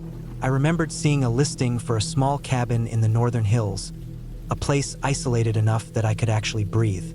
It wasn't luxurious, just a small wooden structure with a loft, a kitchen, and a fireplace. But it promised silence and solitude, and that's all I needed. The drive took most of the day. The sun was low in the sky by the time I left the paved road behind. The map on my phone lost signal halfway through the winding dirt track, so I relied on the landmarks I had memorized from the small brochure the owner sent me. Trees crowded the sides of the road, their trunks thick and gnarled, their branches almost touching overhead. The shadows between them were dark and unnerving. I kept telling myself it was normal, that it was just a forest, but I could feel my heart speed up every time the car bumped over a tree root or disappeared into a small dip in the path. Finally, the cabin appeared, tucked behind a thicket of pine and oak. It looked much smaller than the photos had suggested. The roof sagged slightly in the middle, the paint was peeling, and the wood had darkened with age. Yet, there was a strange comfort in its isolation. I parked my car on the uneven gravel outside and took a moment to breathe in the smell of damp soil and pine needles. The silence was overwhelming. No birds sang, no insects buzzed, just the occasional rustle of leaves in the breeze. Inside, the cabin smelled of old wood and a faint mustiness, like it had been closed up for months. Dust covered the corners, and cobwebs hung in the beams of the ceiling. I opened the windows to let in fresh air and set about exploring. The kitchen was basic: a small stove, a fridge, and a sink. I had brought my own food, so I wasn't worried about the lack of supplies. The living area had a sagging couch and a small table. A loft above held a single bed, with blankets folded neatly on the mattress. The fireplace was cold and gray, the chimney blackened from previous fires. I unpacked my bag and decided to explore the surrounding area before night fell. The woods immediately around the cabin were dense. The ground was uneven, littered with fallen branches and roots that made walking tricky. I kept to a narrow path I found, one that seemed to lead uphill. The light was fading fast, and the trees began to cast long shadows that stretched like fingers across the ground. I realized how quiet it had become. No wind, no animals, nothing. It was like the forest had gone to sleep while I was still awake. A strange, creeping unease began to settle over me, but I brushed it off as nothing more than nerves. I didn't notice the first sign of something being off until I returned to the cabin. The door I was sure I had locked when I left was slightly ajar. My stomach dropped. I had been careful, making sure everything was secure. Now it wasn't. I stepped inside slowly, listening, but there was no sound. Everything was as I had left it, except for the door. I double-checked the locks, pushed and pulled on the windows, even looked under the couch and behind the door. Nothing. My mind raced with possibilities, but none of them made sense. The nearest neighbors were miles away. How could someone have come here without me seeing them? Night fell quickly, and the darkness in the cabin became almost suffocating. I lit a few candles and tried to calm myself, convincing myself I had simply forgotten to lock the door properly. I checked my phone, no signal, and realized I was completely cut off. I set about making a small fire in the fireplace, gathering dry wood I found stacked in the corner. The first spark caught quickly, and soon a warm glow filled the room. Still, the sense of being watched didn't leave me. Every creak of the old wood, every rustle outside made me flinch. Sleep was impossible. I lay in the loft, the blankets pulled tight around me, listening to the house settle and the wind whisper through the trees. I told myself it was all in my head, that this was what being alone in the woods felt like. Around midnight, a loud thump downstairs made me sit bolt upright. My heart pounded as I strained to hear anything else. Silence. I waited, counting the minutes, and finally convinced myself it had been a branch falling against the cabin. Nothing more. But I couldn't shake the feeling that someone, or something, had been there. The next morning, I decided to investigate the perimeter of the cabin more carefully. The ground was soft from recent rain, and I found footprints in the mud near the back of the house. They weren't human. At first, I thought raccoon or deer, but the prints were too large, too heavy. The claws were long, digging deep into the soil. My stomach churned. I realized I had underestimated the area. I wasn't just alone. I was vulnerable. I spent the day reinforcing the cabin as best as I could. I moved furniture in front of doors, stacked extra wood against the windows, and even found an old hunting knife in a drawer that I carried constantly. Every little sound made me jump. Birds, squirrels, the occasional gust of wind. It all felt threatening. By nightfall, I was exhausted, but the fear didn't let me sleep. I kept the fire going, the flames casting flickering shadows across the walls, keeping me company in the oppressive darkness. On the third day, the sounds began, not just outside, but within the woods. Branches snapping, heavy breathing, a scraping noise that moved in and out of the treeline. I never saw anyone, but I felt the presence. I stopped leaving the cabin entirely, exploring only the small area immediately around it, always with the knife in hand. I rationed my food, trying not to draw attention with smoke from the fireplace. Every time the sun dipped behind the hills, the unease grew, thickening in my chest like a stone. By the fifth day, I noticed signs that something had been closer to the cabin than ever. One morning, I found deep scratches on the back door, claw marks that hadn't been there before. The door handle was twisted. Whoever or whatever had done it had tested my defenses. Panic rose in me, but I forced myself to stay calm. I blocked the door with furniture again and checked the windows multiple times. I even set up a makeshift alarm using Ken's tide to string around the perimeter, hoping it would alert me if anything approached. Food was running low. I had brought enough for a week, but with the constant stress, I hadn't eaten much. I realized I couldn't stay in the cabin indefinitely. I needed a plan to leave safely. I waited for a sunny day, hoping visibility would work in my favor. I packed a small bag with essentials, water, a few cans of food, the knife, and a flashlight, and prepared to hike back to the main road. The morning I chose, the forest was eerily quiet. Not a bird sang, not a leaf rustled. I moved quickly, sticking to the paths I had mapped in my mind. The sun was high, giving me clear sight. I could hear nothing, see nothing, but the feeling of being watched persisted. I tried to ignore it, but I kept glancing over my shoulder, half expecting to see eyes staring from the treeline. Halfway to the road, I saw movement. Something large crouched behind a tree, partially hidden. My heart froze. I froze. It was not human, but it was huge, far bigger than any animal I had expected. A bear crossed my mind, but the shape was wrong, the way it moved. Panic surged. I took a deep breath and ran, zigzagging through the trees, knife in hand, adrenaline pumping. I kept going until I reached a point where the terrain flattened, where I could see the road glinting in the sunlight ahead. The relief when I finally stepped onto the dirt road was immense. I didn't stop to look back. I ran until I saw a car coming from the distance. I waved frantically, and the vehicle slowed. The driver, a man in his 50s, didn't ask questions. He drove me back to town, and I didn't speak much, still shaking, still hyper-aware. When we reached the nearest gas station, I thanked him and went inside to call the local ranger station. I explained as best I could what had happened, though I didn't have proof beyond the scratches on the cabin and the footprints. A ranger drove me back to the cabin a few hours later. They scoured the area but found nothing conclusive. No one had lived in the woods recently, no tracks beyond what I had described. Nothing. They suggested that perhaps it was a bear or other wild animal, but even they admitted the size and behavior didn't match. I couldn't return to the cabin. It felt like it was no longer a place of refuge, only a place of terror. I rented a motel in town that night, showered, and finally sat still, letting the tension drain from my muscles. I realized how fragile my sense of security had been, how little it takes for isolation to become fear. The forest was beautiful, but it was alive and unpredictable. I had underestimated it, and I had paid the price with nearly a week of constant fear, sleepless nights, and relentless.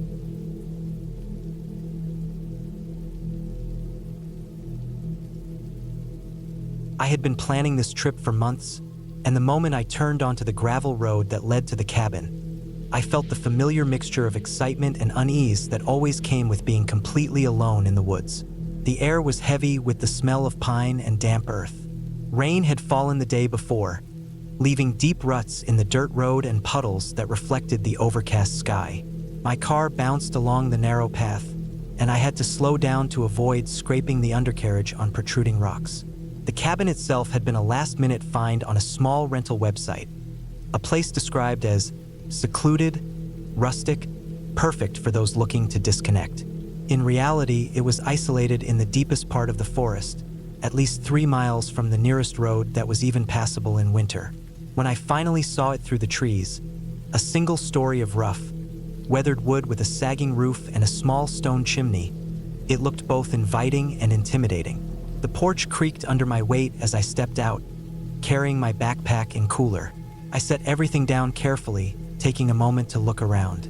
The forest stretched endlessly in every direction, dense and unbroken. There was no hint of another human being anywhere. The wind rustled the tops of the pine trees, creating a soft, constant hum. It was peaceful, but there was also something unsettling about the silence. Not a bird, not a squirrel, no signs of life beyond the occasional distant rustle of branches.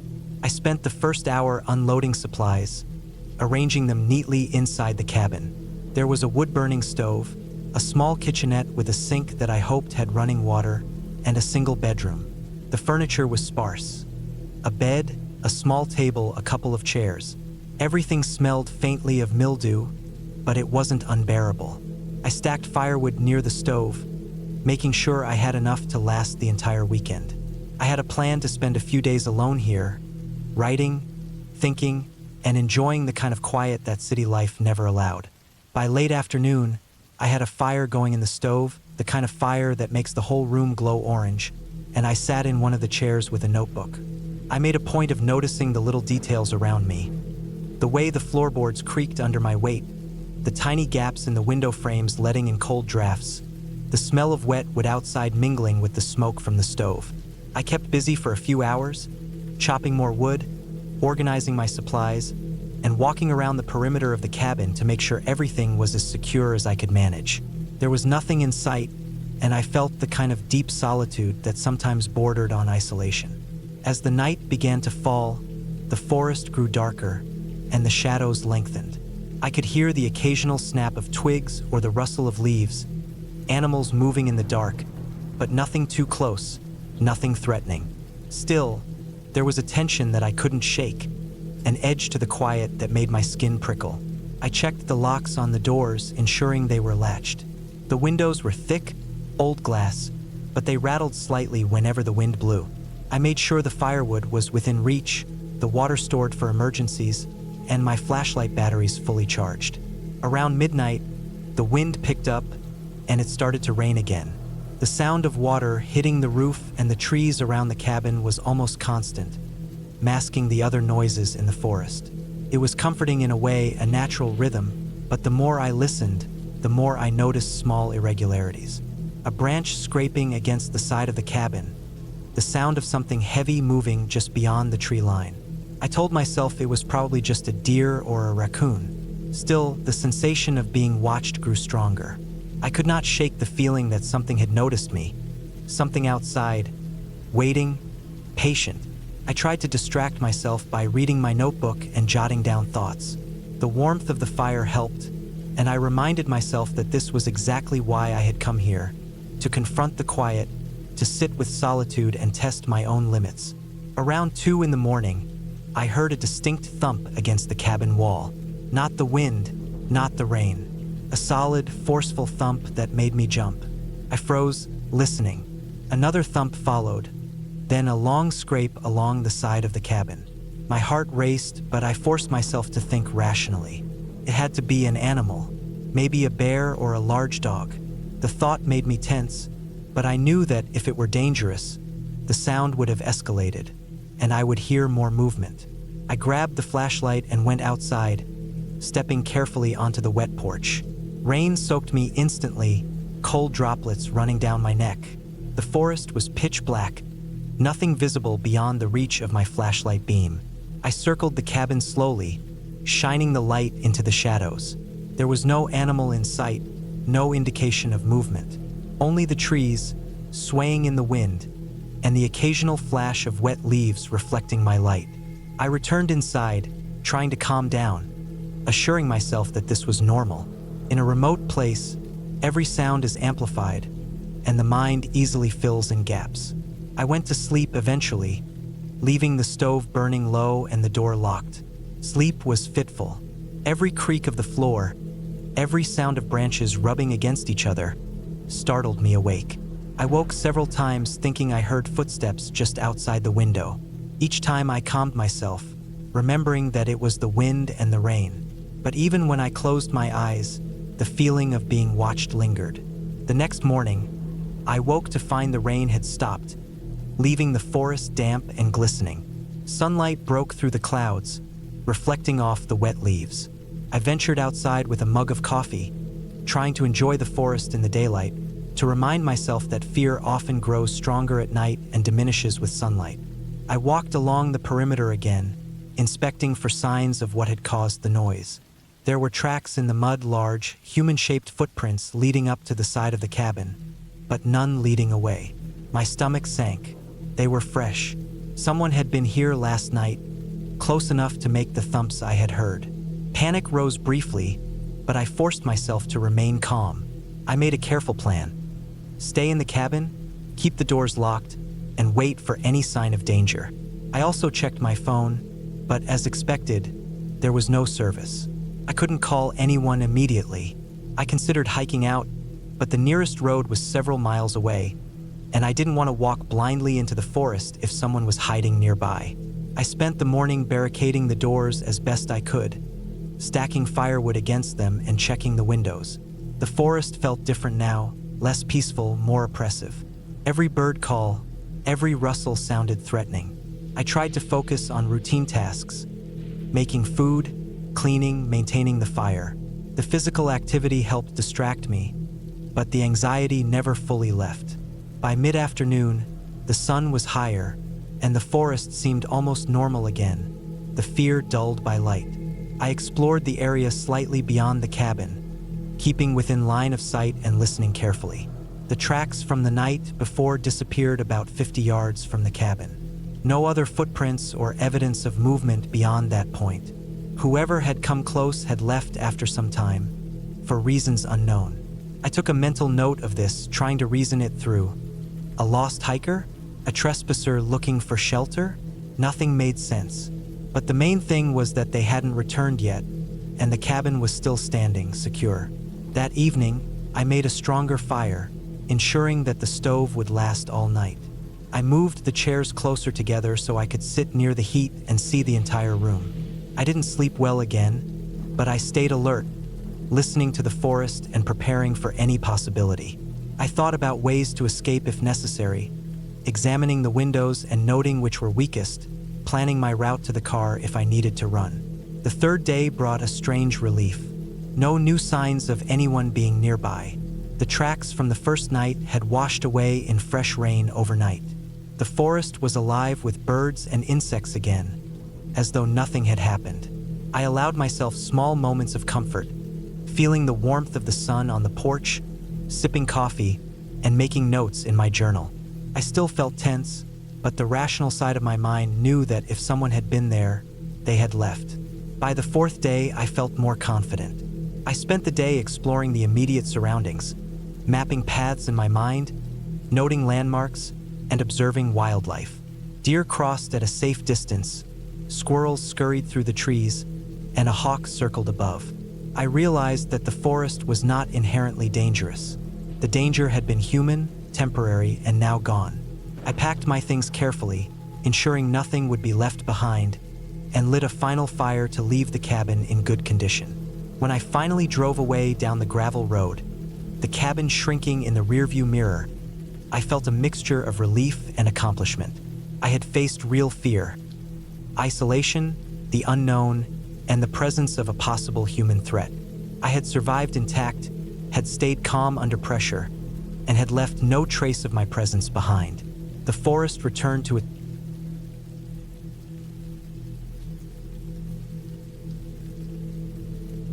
I didn't plan on being scared. I didn't plan on being anywhere near fear that could creep into your bones and settle there quietly, unannounced. I had been looking forward to a week alone, a week away from everything and everyone, in a small cabin I rented at the edge of a state forest.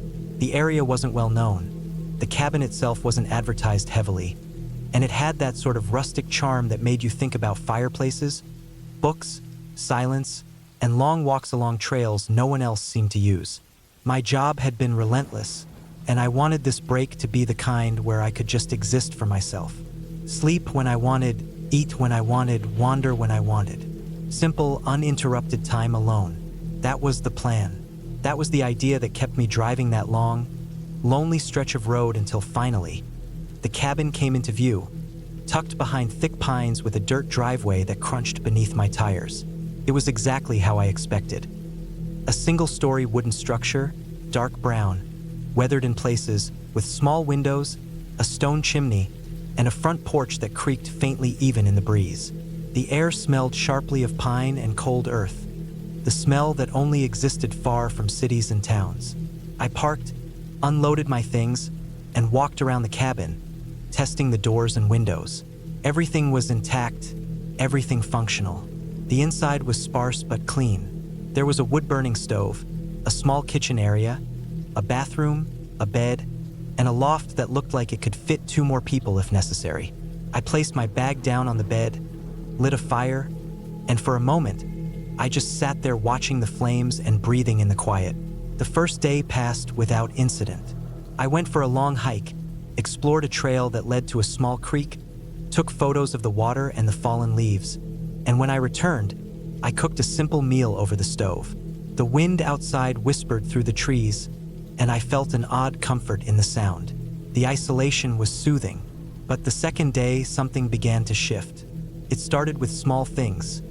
The sound of the door latch clicking, though I knew I hadn't touched it.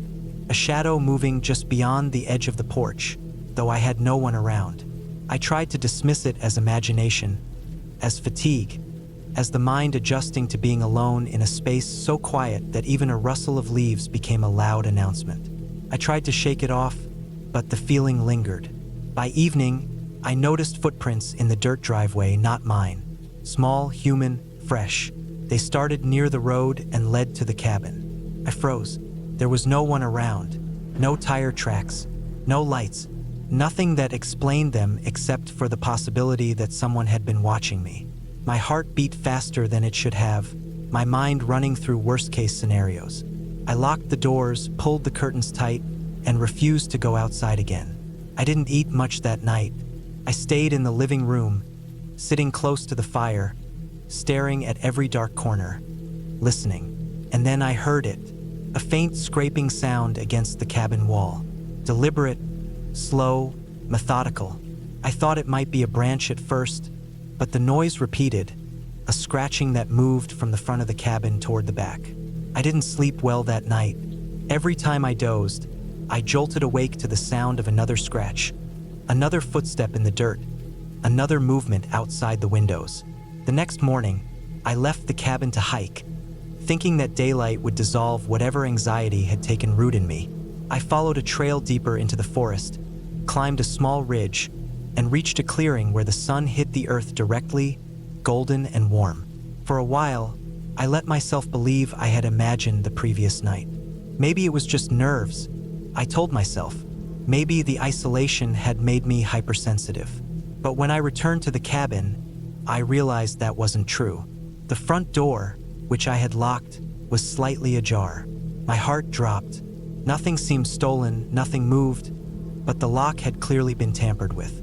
I searched the interior, finding no one inside, no signs of forced entry besides the door. But then I noticed it. A small note on the kitchen table, written in crude letters with a charcoal-like substance. It said, "You're not alone." I couldn't tell you how long I stared at it, frozen in disbelief and fear.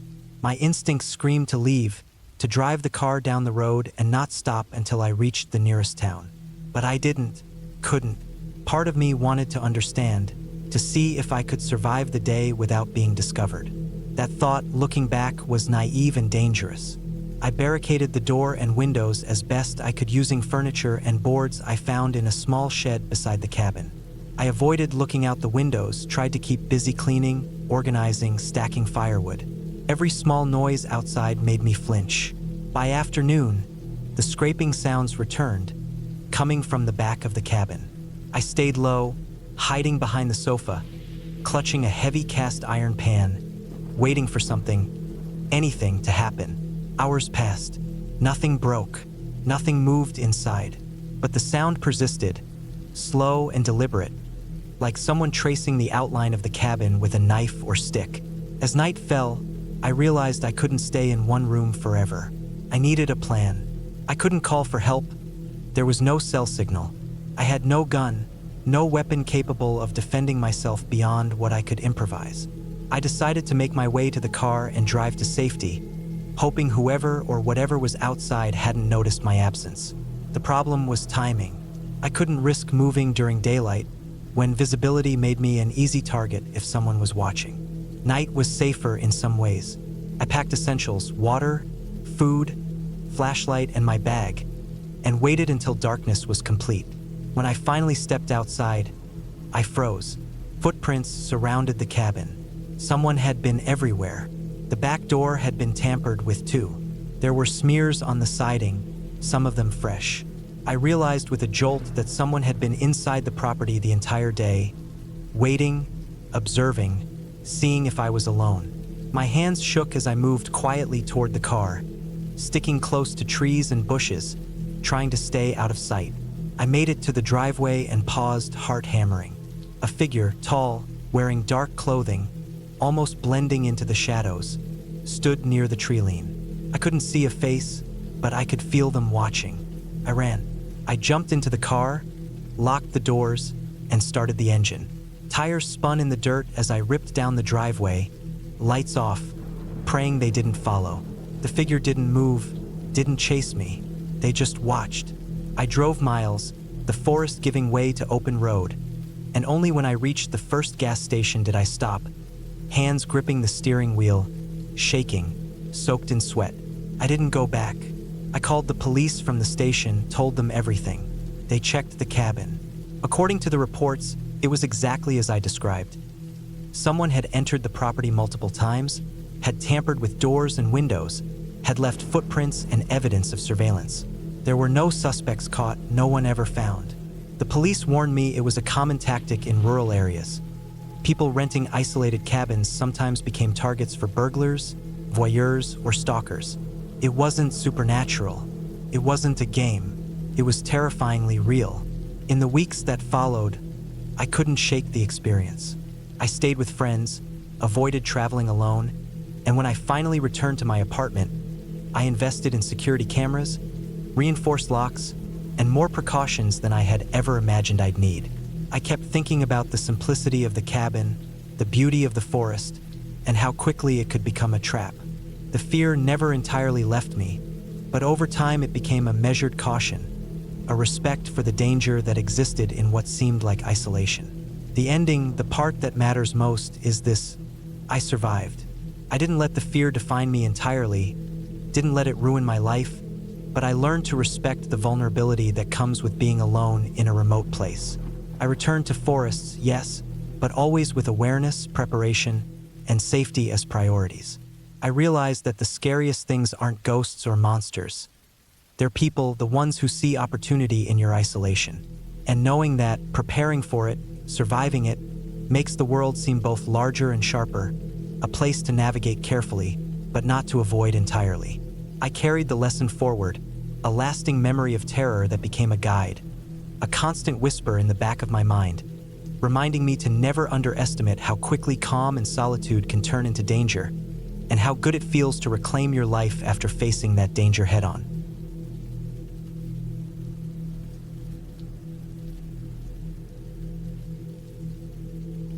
I had been planning this trip for months, a solitary escape to a remote cabin deep in the woods.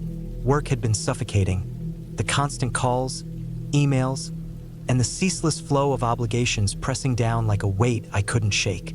I didn't want to just escape the city. I needed to disappear from everything for a while.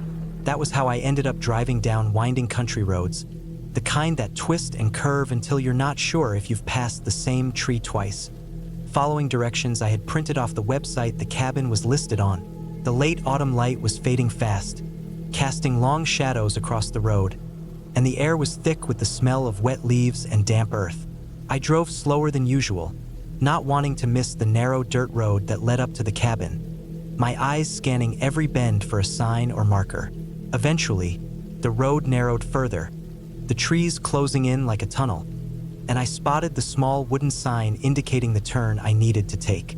The tires crunched over loose gravel as I followed the faint path uphill, branches scraping against the car windows, leaves flying into the air with each bump. When I finally arrived, the cabin emerged from the woods like it had been there forever, small, weathered, made of dark logs, with a tin roof that gleamed faintly in the last rays of sun. A thin wisp of smoke curled from the chimney, which gave me some comfort, a hint that someone had been here recently. Parking the car, I stepped out and took a deep breath, letting the crisp air fill my lungs. The silence was profound, broken only by the occasional rustle of wind through the trees. I walked to the front door, noting the worn steps and the peeling paint on the frame. The cabin seemed sturdier than I expected, solid logs tightly fitted together, windows with old glass panes slightly warped from age. I unlocked the door, stepping inside and immediately noticing the smell of damp wood mixed with old smoke, a lingering scent that made the place feel lived in but not unpleasant. Dust coated the surfaces and the floor creaked underfoot, yet everything seemed functional, down to the small wood stove in the corner and the simple furniture. A wooden table, a couple of chairs, a narrow bed with a thin mattress. There were cupboards in the corner, and inside, a set of basic kitchen utensils, a few canned goods, and some dry beans and rice. I spent the next hour unpacking my things, setting them neatly around the cabin. I stacked firewood near the stove, checked the matches, and made sure there was enough water in the container they had left behind. The place was sparsely furnished, but for a few days of isolation, it would be enough. The sun had dipped completely below the horizon by the time I lit the stove, and soon the cabin was warm, the smell of burning wood filling the room. Outside, darkness pressed against the windows, thick and impenetrable. I ate a simple meal of canned beans heated on the stove and then settled into the bed, the creaking floorboards beneath me making every movement sound exaggerated in the quiet. It wasn't until the second night that I began to notice small, unnerving things. At first, it was subtle. The faint sound of something outside, the rustle of leaves when the wind wasn't strong. I told myself it was deer or squirrels moving through the underbrush, but the sound persisted, sharp, deliberate, unlike the random rustling of animals. I stayed awake longer than usual, listening, trying to trace the sounds to something logical. The wind had died down, and the forest was silent except for the occasional distant bird call, which only made the other noises stand out more. It was a soft thud at first, then another, then the unmistakable crunch of dry leaves being stepped on, as though someone or something was circling the cabin. I moved to the window, peering out into the black. The only light came from the faint glow of the moon filtering through the branches. Nothing moved. I strained my eyes, trying to pick up a shadow, any hint of life, but the forest seemed completely still. The sound stopped after a few minutes, and I convinced myself it was just my imagination. Yet sleep didn't come easily. Every creak of the cabin, every shift of the wind sounded like someone walking on the deck, circling, watching. I kept the door locked and double-checked it before lying down again. Firewood stacked neatly in case I needed to barricade the entrance, and the knife I had brought for camping tasks within reach. The next morning, I discovered footprints in the dirt near the cabin. Not animal prints, these were larger, human, the kind of shoe tread I didn't recognize. They were scattered, some going around the perimeter of the cabin, some leading into the woods and disappearing among the fallen leaves. My heart raced, but I told myself someone had passed by the cabin recently, maybe another hiker or someone living off the grid. The rational part of my brain kept insisting this was nothing, but the unease had started to settle in my chest like a stone. I decided to spend the day keeping the stove going and making sure all windows were closed and secured. That evening, the sounds returned, louder and closer.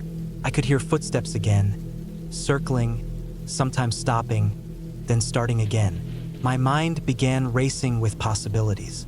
Maybe someone was living in the woods, watching for an opportunity to approach the cabin. Maybe it was a trap. I tried to calm myself, telling myself that cabins like this were often visited by hunters or hikers, that nothing truly dangerous would happen. But the sound of deliberate footsteps on the gravel outside, right beneath my window, made me reconsider. I moved the furniture in front of the doors just in case, and made sure the knife was next to me on the bed. Around midnight, I heard the door handle jiggle. My stomach dropped. Someone was trying to enter. I froze, listening to the faint clicks and scrapes. Whoever it was stopped, then circled the cabin again, the sound of heavy boots on dry leaves echoing. I kept perfectly still, waiting, my heart pounding. Hours seemed to pass like minutes. Eventually, the sound moved away, fading into the distance, and I didn't dare move until dawn. Morning brought light, and with it, a clearer view of the cabin's perimeter. There were more footprints, larger now, some fresh, some older, all circling the cabin, none leading away far. Panic and fear surged through me, but I knew I couldn't stay there. I packed quickly, taking everything essential and leaving nothing behind that could be used to track me. I loaded the car, my hands shaking, eyes constantly scanning the tree line. When I finally pulled out onto the gravel road, I kept driving, slow and cautious, until I reached the main road. Over the next few days, I stayed in a motel in the nearest town, calling local authorities to report what had happened. They listened but had little to say. The area was remote, and trespassing in the woods wasn't uncommon. They assured me they would have patrols check the trails, but they couldn't promise anything. I spent the next week trying to shake the memory of the cabin, of the footsteps circling outside my window, of the door handle jiggling at midnight. Sleep didn't come easily. I double-checked locks, alarms, even the closet in my apartment. But I reminded myself that I had escaped without harm, and that was more than many could say in real danger. Eventually, the fear subsided, replaced by a heightened awareness and caution. I returned to the cabin months later, this time with 2 friends, not for isolation, but to inspect the site. The cabin looked the same, weathered but intact. We searched the surrounding woods and found remnants of old campsites, makeshift shelters, and footprints long washed away by rain. It became clear that someone had been living in the forest, moving silently, watching, but not intending direct confrontation. We reported this to the authorities again, and they increased patrols in the area. The experience changed me. I learned the forest holds a quiet, calculated danger, not supernatural or fantastical, but real and deliberate. People can vanish in those woods, watched by someone or something patient enough to wait, quiet enough to go unnoticed until they choose to act. And yet, knowing what I know, I also learned that preparation, caution, and awareness can keep you safe. The cabin remains remote and isolated, a place I might one day return to, but never alone, never unprepared, and never with the assumption that solitude equals safety. I survived, not because of luck alone, but because I acted deliberately, observed carefully, and trusted my instincts when danger whispered in the rustle of leaves at night.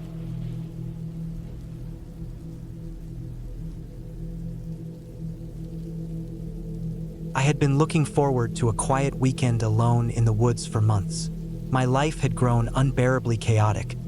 Too many hours at work, constant noise from the city, and people everywhere, always expecting something. I wanted nothing more than to disappear into a place where the only sounds were wind in the trees, birds, and the occasional snap of a twig. I found the cabin online, a small, remote place tucked into a valley surrounded by thick forest. The photos promised isolation and comfort, rustic but livable.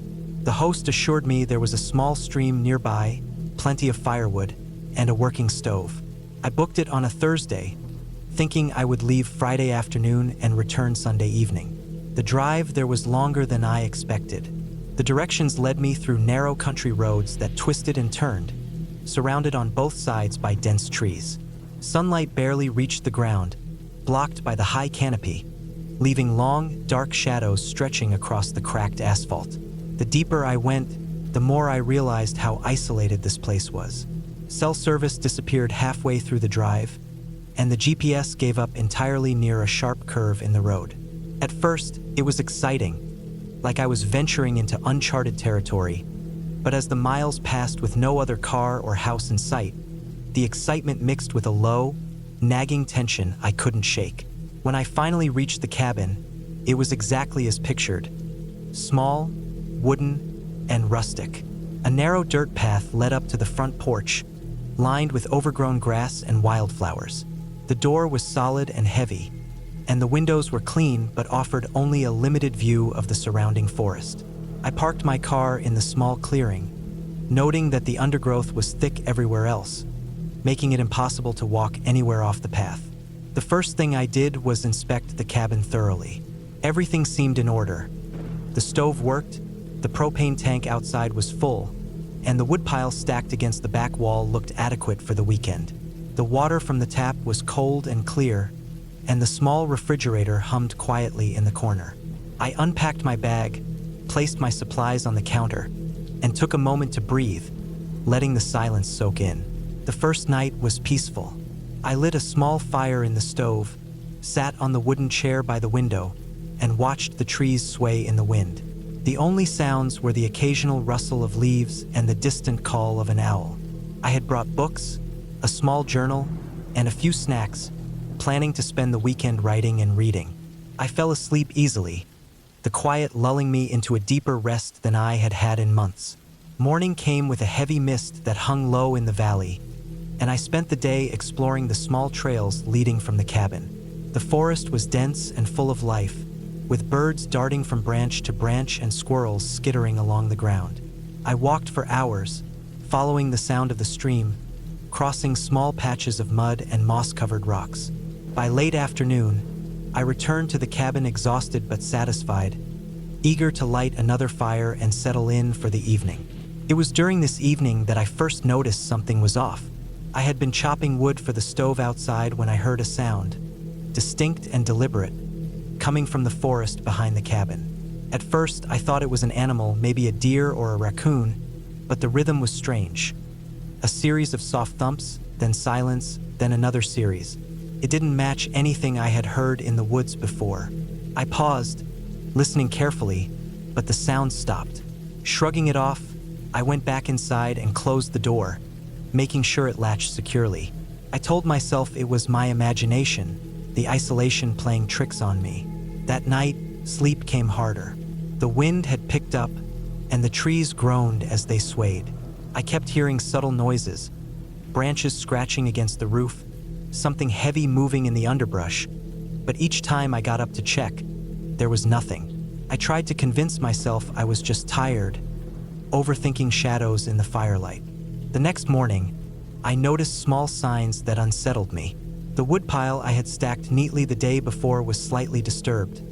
Logs shifted in ways I hadn't left them. My first thought was wind, but the surrounding trees blocked much of it, and the ground showed no tracks large enough for an animal capable of moving heavy logs.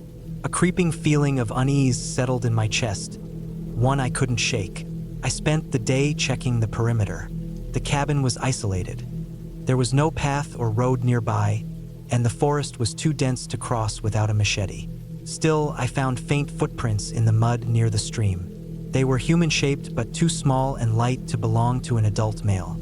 I couldn't tell whether they were from someone who had been there recently or days ago, but the proximity to the cabin made my stomach twist.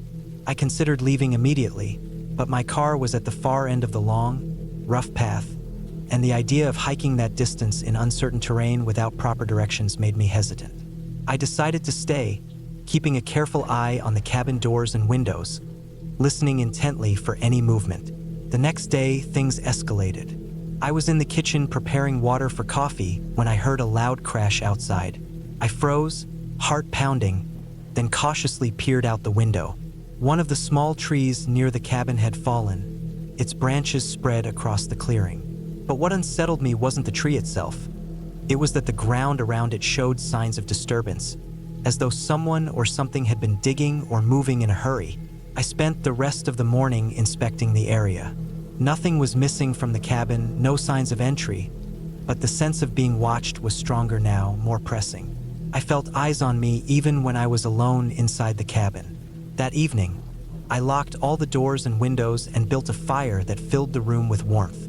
I ate my simple meal in silence, listening to every snap and creak outside.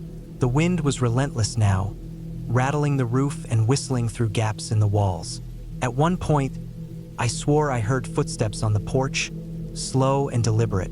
My chest tightened. I grabbed the flashlight I had brought and shone it through the window. The clearing was empty. No one was there. I told myself it was the wind again, or perhaps an animal, but deep down I knew it was something else. The final night was the worst. I could hear movement outside, pacing around the cabin. Every few minutes, something would bang against the walls, or I would catch a glimpse of shadow moving between the trees.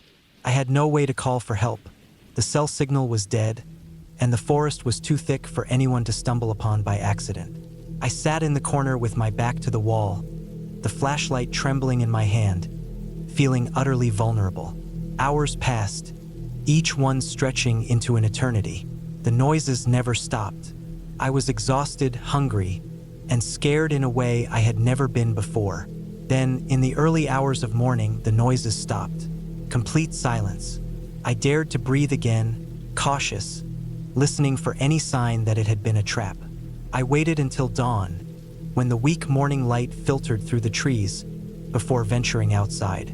The clearing was empty, no signs of human presence, no footprints beyond the ones I had seen before. The forest felt calm, almost ordinary, but my nerves were frayed. I decided then and there to leave. I packed my bag, took one last careful look at the cabin, and set out along the narrow path toward my car. The walk was long and tense, every rustle and crack of a branch sending my heart racing, but eventually, I reached the road. When I got back to the main highway, I stopped at the first gas station and called the rental service to report my experience. I told them I wouldn't be returning to that cabin and that the property might have had intruders or some safety issue they needed to check. On the drive home, I replayed every detail in my mind. The sounds, the footprints, the shifted logs, and I realized how easily something could have gone wrong. The isolation, the dense forest, the lack of communication. It was a perfect trap if someone had wanted to cause harm. After that weekend, I never went back to remote cabins. I realized the world was full of unexpected dangers, especially in places that seemed safe or picturesque. That experience stayed with me for years, shaping the way I approach travel and solitude. I learned to respect isolation but also to prepare for the unseen, to always have a way to communicate, and to trust my instincts. The cabin itself was abandoned when I finally checked the address months later. It had been removed from rental listings, and neighbors said no one had been seen there for weeks. But the feeling of being watched, of having no escape, never left me entirely. I had survived, but the memory of those nights in the valley stayed. A vivid reminder that nature alone isn't always the only danger in the woods.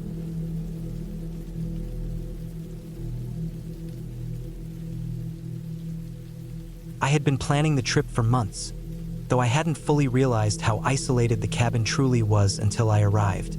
It wasn't visible from the main road, tucked away behind a thick wall of pines and birch trees, and the gravel path leading to it was overgrown in sections, uneven, and strewn with loose rocks.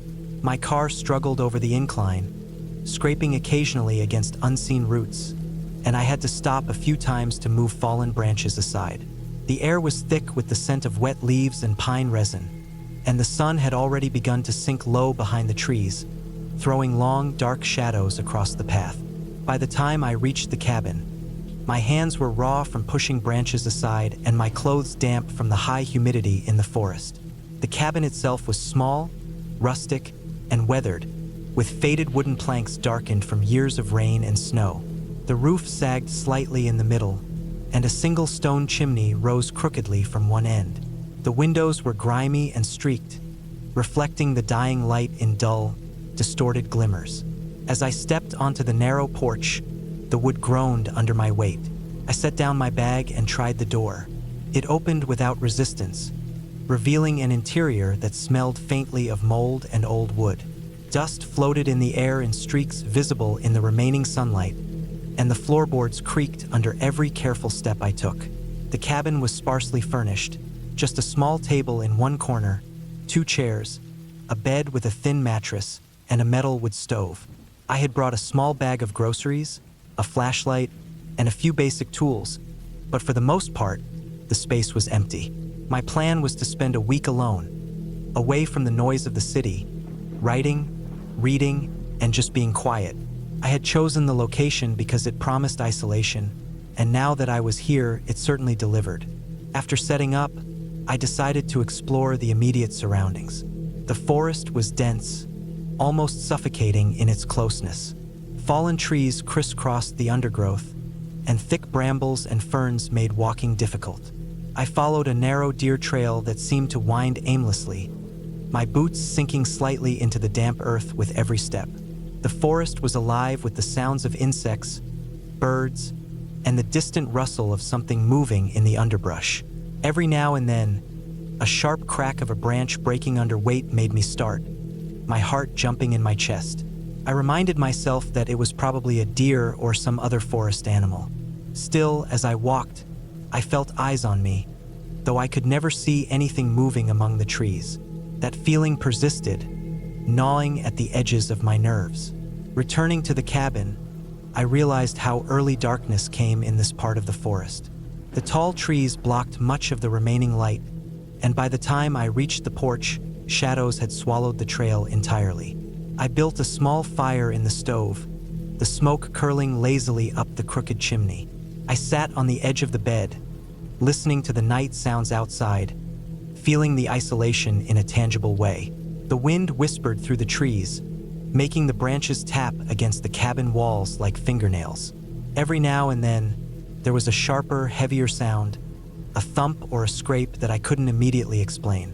My stomach tightened, and I told myself it was just the forest settling, nothing more. The first night was uneasy. I had left the cabin lit with the fire and a few lanterns, but every sound outside made me tense.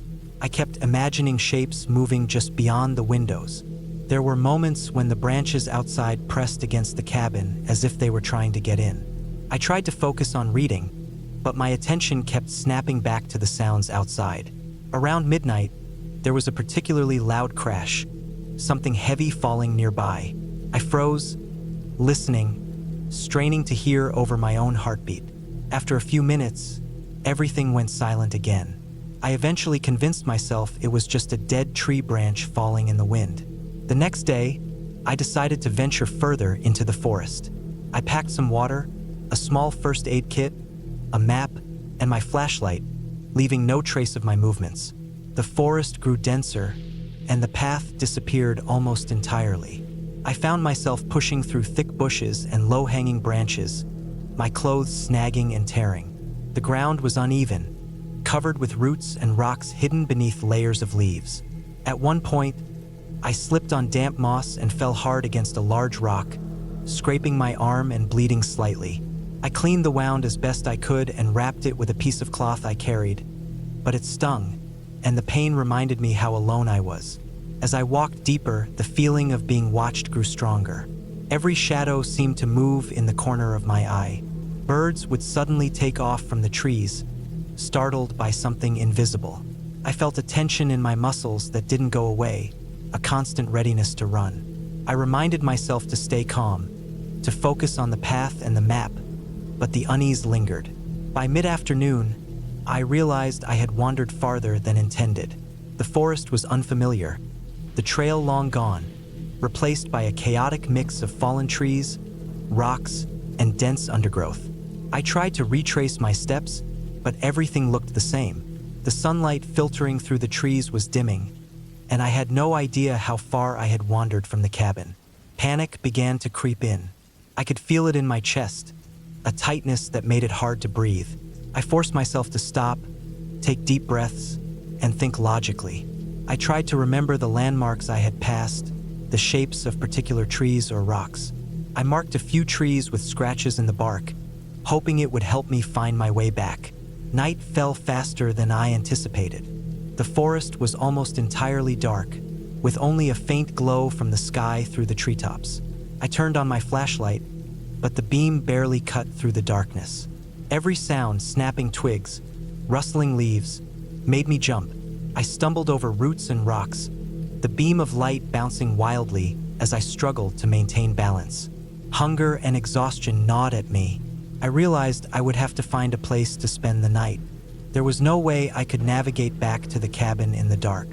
I found a small clearing and decided to make a temporary shelter. Using a fallen branch and some large leaves, I created a makeshift lean-to against a fallen tree. It wasn't much, but it provided a little protection from the wind. I huddled inside, trying to keep warm. The night sounds were intense. Owls hooting, the rustle of small animals, the constant whisper of the wind. Every now and then, I thought I heard something larger moving through the underbrush, heavy steps that didn't belong to a deer or rabbit. I stayed as still as possible, listening, heart racing, waiting for the sun. Morning came, though I was too restless to sleep properly. The air was damp and cold, and my body ached from the previous day's exertions. I took a few sips of water and tried to orient myself using the map and the position of the sun. I remembered that the cabin was roughly to the northwest. Using the trees as reference points, I began to move in that direction, careful to mark my path.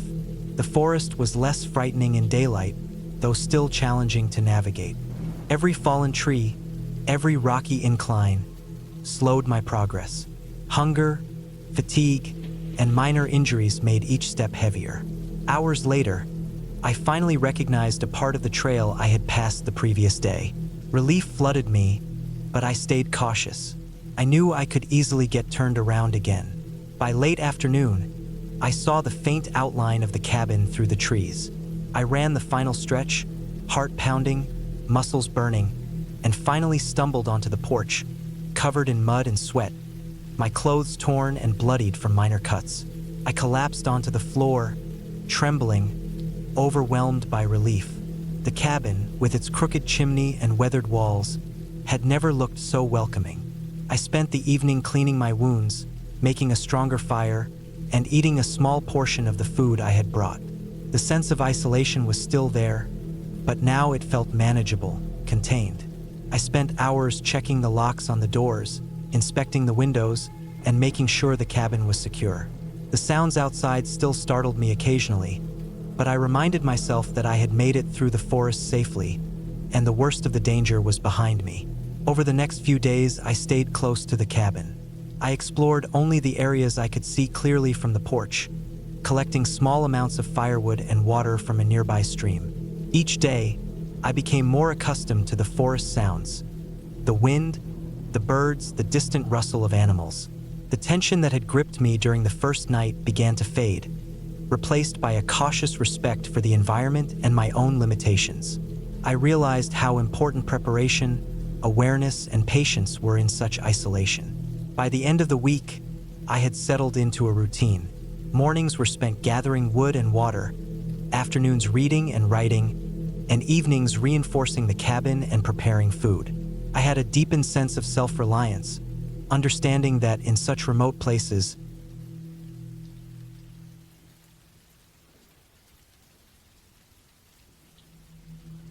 I never imagined a single weekend in a remote cabin could become one of the most terrifying experiences of my life. I had rented a small, isolated cabin deep in the woods, mostly for the sake of escaping the noise and pressures of the city. I liked solitude. It gave me space to think, to read, to write, and to let my mind rest. The cabin itself was modest, made of weathered logs, with a small porch that creaked under even the lightest step. The windows were old and uneven, and the glass sometimes rattled when the wind was strong. The location was perfect, or so I thought, on the edge of a dense forest and near a small creek that wound its way through the trees. On paper, it looked like the ideal retreat. The first day went exactly as I had hoped. I unpacked my things, made a simple meal on the small stove, and spent hours just staring out the window at the forest, watching the sunlight play through the leaves. Birds moved from branch to branch, and occasionally I could see small deer darting between the trees. I had brought my camera, and I wandered outside for a little while, taking pictures of the creek and the forest floor covered in fallen leaves. By evening, I had built a small fire in the cabin's fireplace and settled in with a book, feeling the kind of calm that I hadn't experienced in years. It was during the second day that things began to feel off. At first, it was subtle, just small noises that didn't quite make sense. While I was chopping vegetables for lunch, I heard what sounded like footsteps on the porch. I froze, knife in hand, and listened. The cabin was empty except for me. The sound stopped. I stepped outside and circled the cabin, checking the perimeter, but there was no one there. I shrugged it off, blaming my imagination and the creaks of the old wooden structure. But the feeling of being watched settled in like a cold weight at the back of my neck. That night, the sounds grew louder and more persistent. At first, I thought it was the wind, rattling the cabin's shutters and doors, but the rhythm didn't match the wind outside. There were heavy thumps, as if someone or something was moving around just beyond my vision. I stayed awake far later than usual, huddled near the fireplace with a baseball bat I had taken down from the shelf where it hung. I kept peering out the windows, scanning the darkness, my eyes trying to penetrate the blackness beyond the small circle of light cast by the fire. I told myself it was probably an animal, maybe a deer or a raccoon, but something about the sound was too deliberate. It wasn't rustling. It was slow, careful steps, and every time I thought it had moved away, it would start again closer to the cabin. By the third day, I was on edge. I hadn't slept much, and my nerves were frayed. I decided to go for a walk to clear my head and distract myself from the constant sensation of being watched. I followed a faint trail through the woods, one that ran alongside the creek. I kept my phone in my pocket, mostly for comfort, though I wasn't sure I'd get a signal out there. The trail was quiet, eerily quiet, with only the occasional bird call or rustling leaf to break the silence. I tried to focus on the simple beauty around me. The patterns of light on the water, the moss growing on fallen logs, but my mind kept drifting back to the cabin and the sounds I had been hearing. When I returned, I noticed something that made my blood run cold. The door to the cabin, which I was certain I had locked, was slightly ajar. My heart raced as I approached, gripping the bat tighter. I pushed the door slowly, making sure not to make any noise, and stepped inside. Everything looked normal, except the small fire I had left burning in the fireplace had been disturbed. The logs were shifted, though no one could have been inside without leaving footprints. I searched the cabin carefully, under the bed, in the small closet, even the bathroom, but there was no one. Still, the sense that I wasn't alone had grown into a nearly unbearable weight. I stayed awake the rest of the night, sitting in a corner with the bat across my lap, barely daring to breathe. The following morning, I made a decision. I wasn't going to wait to be forced into some confrontation. I packed my things, intent on leaving. I double-checked the car keys, made sure my phone was fully charged, and grabbed my coat. But when I stepped outside, I froze. Footprints surrounded the cabin, coming from the forest and leading up to the porch. There were prints leading away as well, but they were different, larger, heavier, and unlike any animal tracks I had seen in the area. My stomach turned. Whoever or whatever had made them had been here, and they hadn't left quietly. I spent the morning trying to figure out what to do.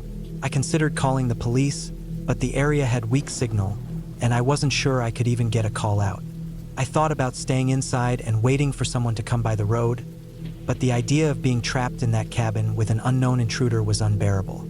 I decided the only option was to hike the few miles back to the main road, keeping my eyes and ears open for anything that might be following me. I left quickly, backpack on my shoulders, and started moving along the path that led toward the road. Every snap of a twig made me jump. Every shadow between the trees seemed like a person. I tried to remind myself of rational explanations, fallen branches, small animals, but the evidence of the footprints near the cabin made it impossible to fully calm down. After an hour of tense walking, I noticed that the forest around me was too quiet. No birds, no rustling leaves, no sounds of small animals. Just me and the trees, and the heavy feeling that someone was watching from the darkness. As the hours passed, I realized I might have made a mistake. The trail I was following became harder to see, covered in leaves and undergrowth. I had thought it was a simple walk, but now I was unsure of the direction. I had no map, and the GPS on my phone was unreliable. Panic started creeping in, not just from being lost, but from the thought that someone might have been tracking me the whole time. I tried to stay calm, reminding myself that I had seen no one since I left the cabin, but every crack of a branch or rustle of leaves sent me spinning. By late afternoon, exhaustion hit me. My feet were sore, my legs were stiff, and my water supply was running low. I stopped near a small clearing, hoping to get a sense of direction. That's when I saw it. A figure at the edge of the clearing, partially hidden by trees. I froze. It was hard to make out details, but it was human-shaped, standing perfectly still, watching me. My heart pounded. I didn't dare move, thinking if I ran, they would follow. The figure eventually moved back into the shadows, disappearing from sight. I waited, barely daring to breathe, until I convinced myself it was gone. I kept moving carefully and quietly, using the trees as cover. Night fell quickly, as it always does in dense forest, and I was left navigating in near darkness. I lit my flashlight, scanning every direction, my senses stretched to the limit. The fear was almost overwhelming, but I forced myself to focus on the road. Somewhere ahead had to be the road. Somewhere ahead had to be safety. Hours later, just when I was sure I would have to spend the night in the woods, I saw a faint glow in the distance. At first, I thought it was a trick of the light, but as I approached, I realized it was a house with lights on. I ran the last few hundred meters, stumbling over roots and rocks, until I reached the porch and banged on the door. A woman answered, and I explained as quickly and as calmly as I could that I had been lost in the woods and feared someone had been following me. She let me in, gave me water, and offered to call the authorities. The police came later that night. They checked the area near the cabin and found signs that someone had been there recently. Footprints, disturbed vegetation, and even items that had been left outside the cabin, seemingly dropped in a hurry. They speculated that it could have been a squatter or someone hiding in the forest, but no one was caught. I never went back to that cabin. I sold the reservation rights and swore I would never set foot in that part of the woods again. The experience left me shaken in ways I couldn't fully describe. I had gone to the cabin seeking solitude and peace, but instead I had found fear, uncertainty, and a reminder of how vulnerable one can be in the wilderness. It changed how I looked at remote areas, how I trusted the apparent safety of a place I had thought I controlled. And it left me with a constant awareness, every time I walk through a quiet area or even drive by the edge of a forest, of how easy it is for someone to intrude into your life without warning. Eventually, I returned to the city, but the memory never faded. I learned to carry more than just the essentials when I traveled, to always let someone know exactly where I was going, and to trust my instincts. The fear I experienced in those woods was real, grounded in something tangible and human, not supernatural. That reality, more than anything, made it scarier than I could have imagined. Over time, I regained my confidence, but the sense of vulnerability stayed with me. A reminder of that weekend when a peaceful cabin in the forest became a place of near terror, and I had to rely entirely on my wits and determination just to make it back alive. I still think about it often, about the sound of footsteps in the night, about the shadows that moved too deliberately, and about the figure that appeared in the clearing. But I also remember the relief.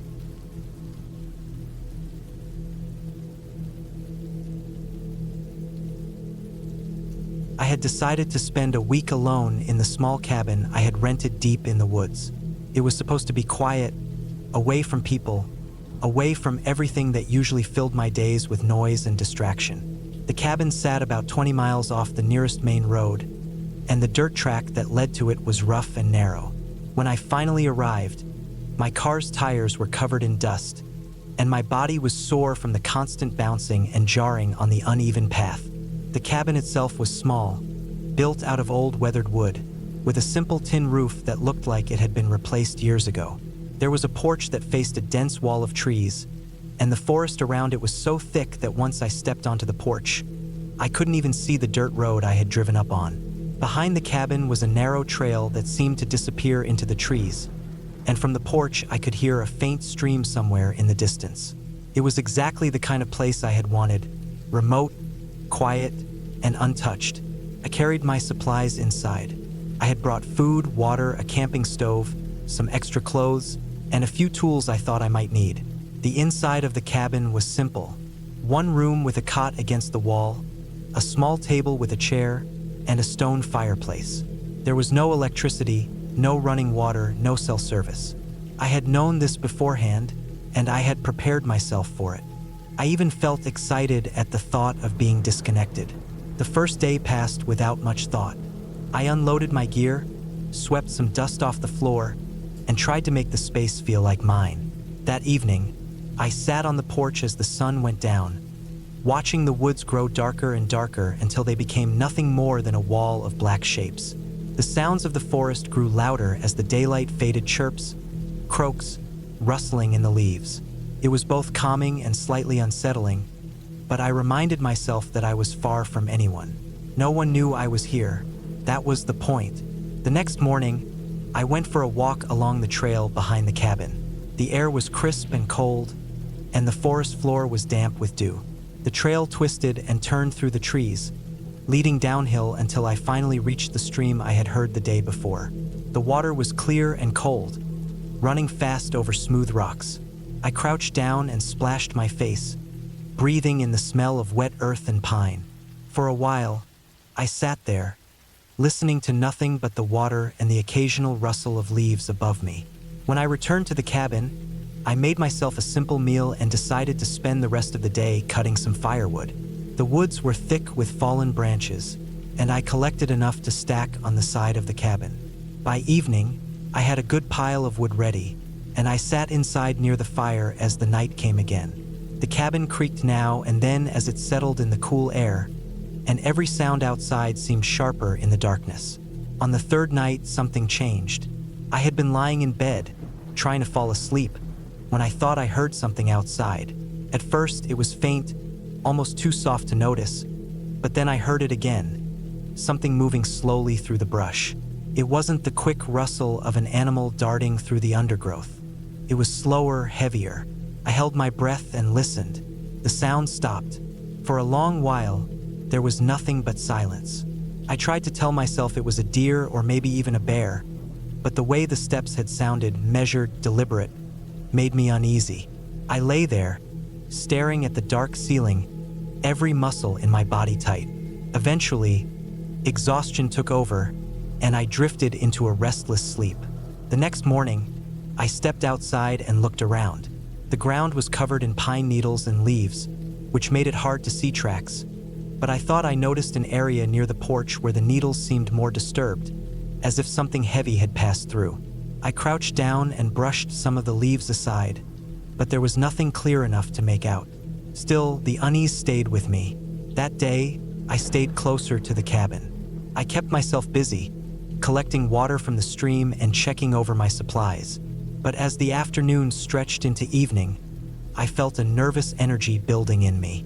When the sun finally dipped low and the shadows grew long, I found myself sitting on the porch with a knot in my stomach. Night fell and I lit the fire in the cabin. I sat near it, trying to read from a book I had brought, but my eyes kept drifting toward the door and the single small window beside it. Outside, the forest was alive with sound again, but underneath it, I thought I heard something else. Every so often, I would catch what sounded like movement, faint and distant, then gone again. Hours passed, and I finally crawled into bed. I lay there in the dark, listening. Sometime in the middle of the night, I woke suddenly. The fire had burned down to embers, and the cabin was nearly pitch black. My ears caught a sound immediately, something soft, steady, crunching on the leaves outside. It was close, circling the cabin slowly. My heart thudded in my chest as I listened to it move, the sound shifting from one side of the cabin to the other. I stayed frozen, not daring to move. The steps stopped near the porch. Then, after a long silence, I heard the faintest creak of the wooden boards outside. Something was on the porch. My mouth went dry, and my body felt locked in place. After what felt like forever, the sound retreated. The steps moved away, fading into the forest until there was nothing left but the usual sounds of the night. I didn't sleep again. I sat upright in bed, staring at the door, waiting for the first light of dawn. When the sun finally rose, I stepped outside cautiously. The porch boards creaked under my weight, and I crouched down to look. There, in the layer of dust and dirt on the porch, I saw it, an impression. Not an animal paw, not the round pad of a bear or the split mark of a deer. It was the faint outline of a boot. My stomach dropped. I backed into the cabin and shut the door. My mind raced. This was supposed to be the middle of nowhere. The dirt road was miles away. No one should have been here. For the rest of the day, I couldn't focus. I kept glancing at the trees, at the trail, at the shadows shifting with the wind. I thought about packing up and leaving, but the road back was long and rough, and I had come here to be alone. Maybe it had been some hunter passing through. Maybe they had just been curious. But why would they come onto the porch in the middle of the night? That night, I didn't sleep at all. I kept the fire going, sitting in the chair with my eyes fixed on the window. Hours passed slowly, and every sound outside felt like it was creeping closer. Just when I thought the night would pass without incident, I heard it again. The crunch of leaves, the slow steps around the cabin. My chest tightened as I followed the sound with my ears. It circled once, twice, then stopped again at the porch. The boards creaked. This time I stood. My legs were shaking, but I forced myself to grip the axe I had left by the fireplace earlier that day. I didn't make a sound, but my eyes never left the door. I could hear faint breathing now, just on the other side. Whoever it was, they were standing there, motionless. Minutes crawled by. My arm ached from holding the axe so tightly, but I didn't lower it. Finally, the sound shifted. Slow steps moved off the porch, fading again into the forest. When dawn came, I opened the door carefully. The boot prints were clearer this time. Someone had been there, standing inches from the door. At that moment, I knew I couldn't stay. I packed my bag quickly, shoving everything inside without care. I loaded the car, my eyes constantly darting to the tree line. As I started the engine, a deep dread settled over me. The road was long and rough, and I knew I would be exposed the whole way out. The forest felt too quiet as I pulled away from the cabin. The trees pressed in on both sides, and every shadow seemed alive. I kept my eyes locked on the road ahead, but in my rearview mirror, I thought I saw movement along the edge of the trees. A figure half hidden, standing still, watching. I didn't stop. I drove until the dirt road turned to gravel, and the gravel finally met the paved road. Only then did I allow myself to breathe again. By the time I reached town, the sun was high in the sky, and everything around me looked normal. People walked along the sidewalks, cars passed by, and the noise of the world returned. But the unease didn't leave me. I couldn't shake the image of those boot prints on the porch, the sound of someone breathing just beyond the door, the figure in the trees. That night, in the safety of my own home, I sat in bed wide awake. I kept replaying it in my mind, every sound, every step, every detail. The cabin had been meant to give me peace, to isolate me from the noise of the world. Instead, it had shown me something I would never forget, how fragile that isolation really was, and how easily someone could step into it without warning. I never went back.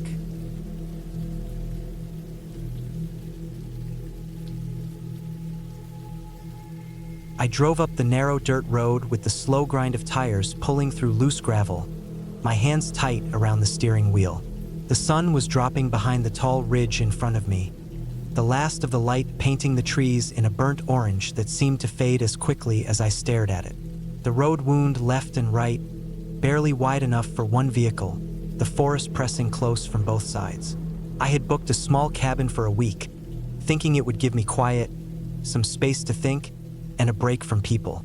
I had wanted isolation, but as the road pushed deeper into the trees and the shadows thickened, I started to realize that isolation in reality feels a lot different than it does when you picture it in your head. The cabin appeared suddenly at the end of the road, set back about 50 feet into a clearing. It was small, just one story with a steep roof, made of weathered wood that looked darker with age. The grass around it was tall, the kind that had grown wild from lack of care. A half-broken fence leaned to one side, and an old metal trash can sat at the edge of the clearing, dented and rusted. The place looked like it had been standing for decades, with little effort to modernize it. My chest felt heavier when I turned off the engine. The silence rushed in immediately, swallowing the sound of the car like water closing over a dropped stone. The air smelled damp, like wet leaves and soil. There were no voices, no engines, no dogs barking in the distance, none of the usual noises you take for granted. Only the faint chirp of birds somewhere high in the branches and the constant, low hum of insects. When I opened the door, the cool air touched my face and carried the scent of pine. It was sharp and earthy, almost metallic. My shoes sank slightly into the soft ground as I walked around to the trunk. The only sound was the creak of the car frame as it cooled and the rustle of branches when the wind moved through them. Inside, the cabin was as simple as expected. A single main room with a small kitchen area along one wall, a table with 2 chairs, and a couch facing an old stone fireplace. There was one bedroom with a single bed and a narrow dresser. The bathroom was small, with an old shower that looked like it might give out rusty water before anything clean. Everything smelled faintly of dust and would smoke, as if the cabin had absorbed years of damp air and old fires. I walked through each part slowly, running my hand along the rough wood walls, hearing how hollow the floor sounded under my steps.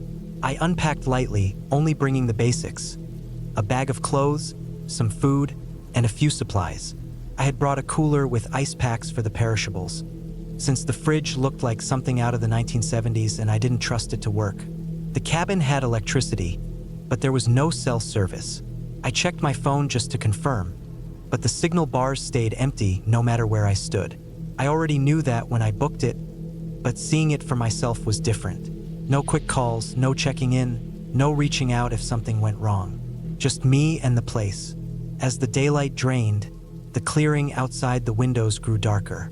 The trees closed in with their shadows stretching long, and soon the inside of the cabin took on that deep stillness that comes when natural light disappears. I turned on a single lamp near the couch. The bulb hummed faintly and lit the room with a weak yellow glow. The windows turned black, reflecting only the inside, as if the outside had vanished completely. I cooked something simple on the stove, the sound of boiling water almost too loud in the silence. The first night felt longer than I expected. Every small sound stood out. The wind moved against the roof in short bursts. The wood of the walls cracked lightly as if shifting. Once in the night, I heard something outside, a sharp crack like a stick snapping under weight. My body went still instantly, listening, my breath held back. But the sound did not repeat. The dark outside the windows was absolute, pressing against the thin glass like something physical. I told myself it was probably just an animal. Deer, raccoon, anything that might wander in from the woods. Still, my sleep was broken and restless. I woke up often, listening into the black. In the morning, the clearing looked harmless again, almost peaceful. Light filtered through the trees, touching the grass in uneven patches. I walked outside, the damp ground soft under my shoes, the smell of earth strong. I looked around the edge of the clearing, circling it slowly.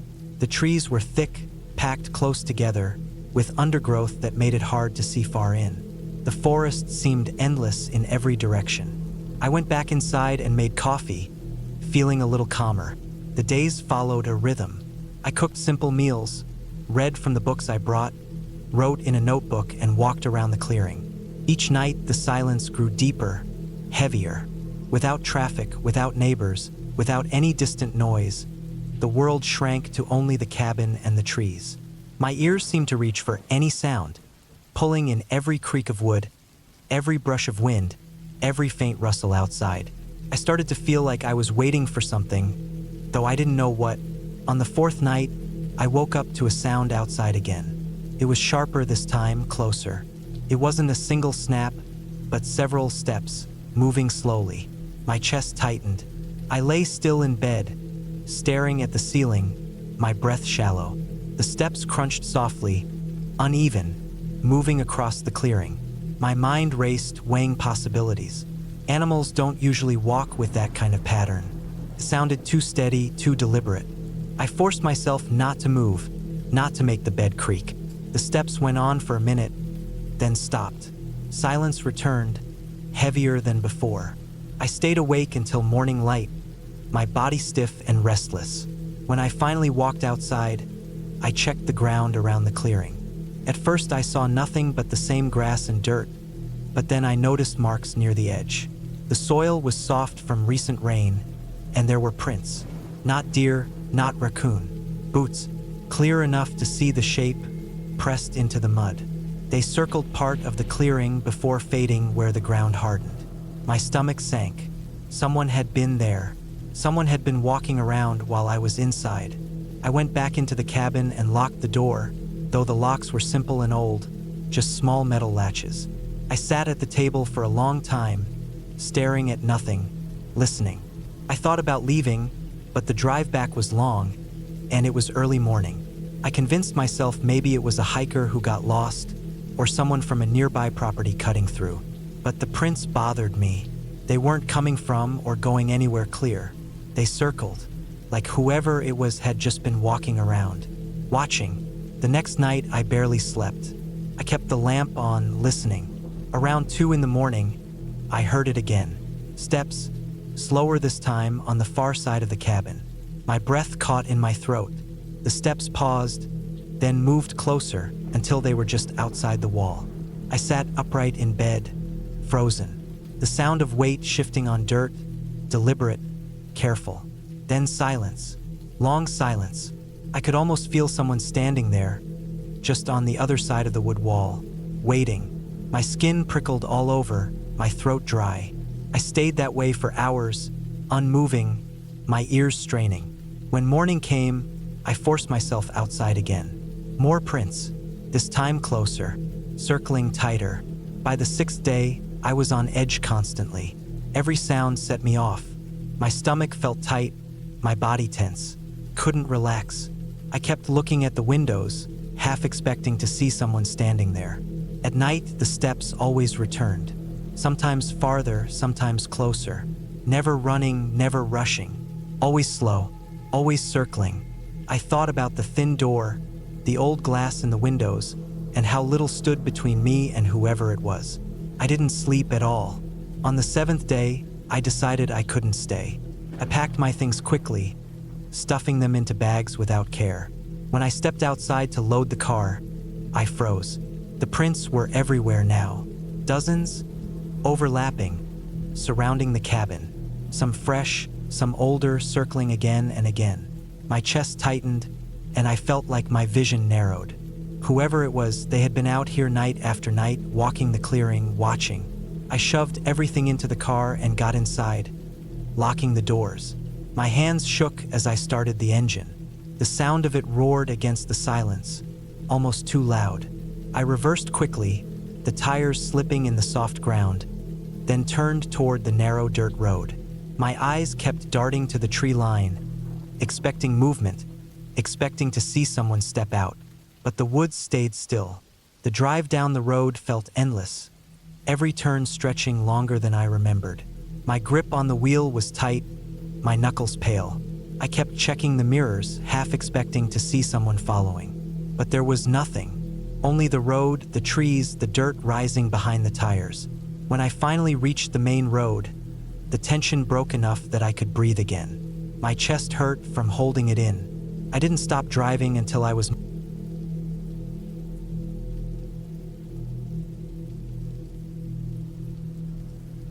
had decided to spend a week alone in a cabin that I had rented deep in the woods. It was something I had always wanted to do. I wanted silence, fresh air, and space away from people. Life in the city was loud and filled with stress, and this cabin seemed like the perfect place to get away. The listing described it as old but well-kept, with no neighbors within a mile, no Wi-Fi, and only a small generator for power. The photos showed a rough wooden structure, with a small porch, one main room, and a short trail that led down to a lake. It looked exactly like the kind of quiet escape I thought I needed. The drive out there took nearly 6 hours. Most of the roads were paved until I reached the forest. Then the pavement turned into a narrow dirt path that stretched on endlessly through rows of trees. I kept driving slower and slower, wondering if I had taken the wrong turn, but eventually, the cabin came into view. It stood in a small clearing, the grass uneven and tall around it, the wood dark and weathered, the windows reflecting the late afternoon light. I felt a wave of relief when I pulled up in front of it. The first thing I noticed when I stepped out of the car was how quiet it was. The air was fresh, clean, and heavy with the smell of pine and damp soil. There was no sound of cars, no voices, no distant hum of city noise. Just stillness broken every now and then by the faint rustling of leaves or a bird calling somewhere far away. It almost felt too quiet. Inside, the cabin was exactly as described. One main room with a wood stove, a small table with 2 chairs, a narrow bed against the wall, and a counter with some basic kitchen supplies. There was no bathroom, just an outhouse a few steps behind the cabin. The generator was outside in a shed, and I knew I would have to be careful with it since it only carried a limited amount of fuel. I unpacked slowly, putting my bag on the bed, stacking the food I had brought onto the counter, and checking over the windows and doors. Everything seemed in place. The cabin smelled faintly of dust and wood smoke, but it felt solid, safe enough. I told myself that I was ready to spend a week here, away from everyone, with nothing but my own thoughts and the quiet woods. That first evening was peaceful. I sat outside on the porch, watching the light fade behind the trees. The silence was strange at first, but I found myself getting used to it.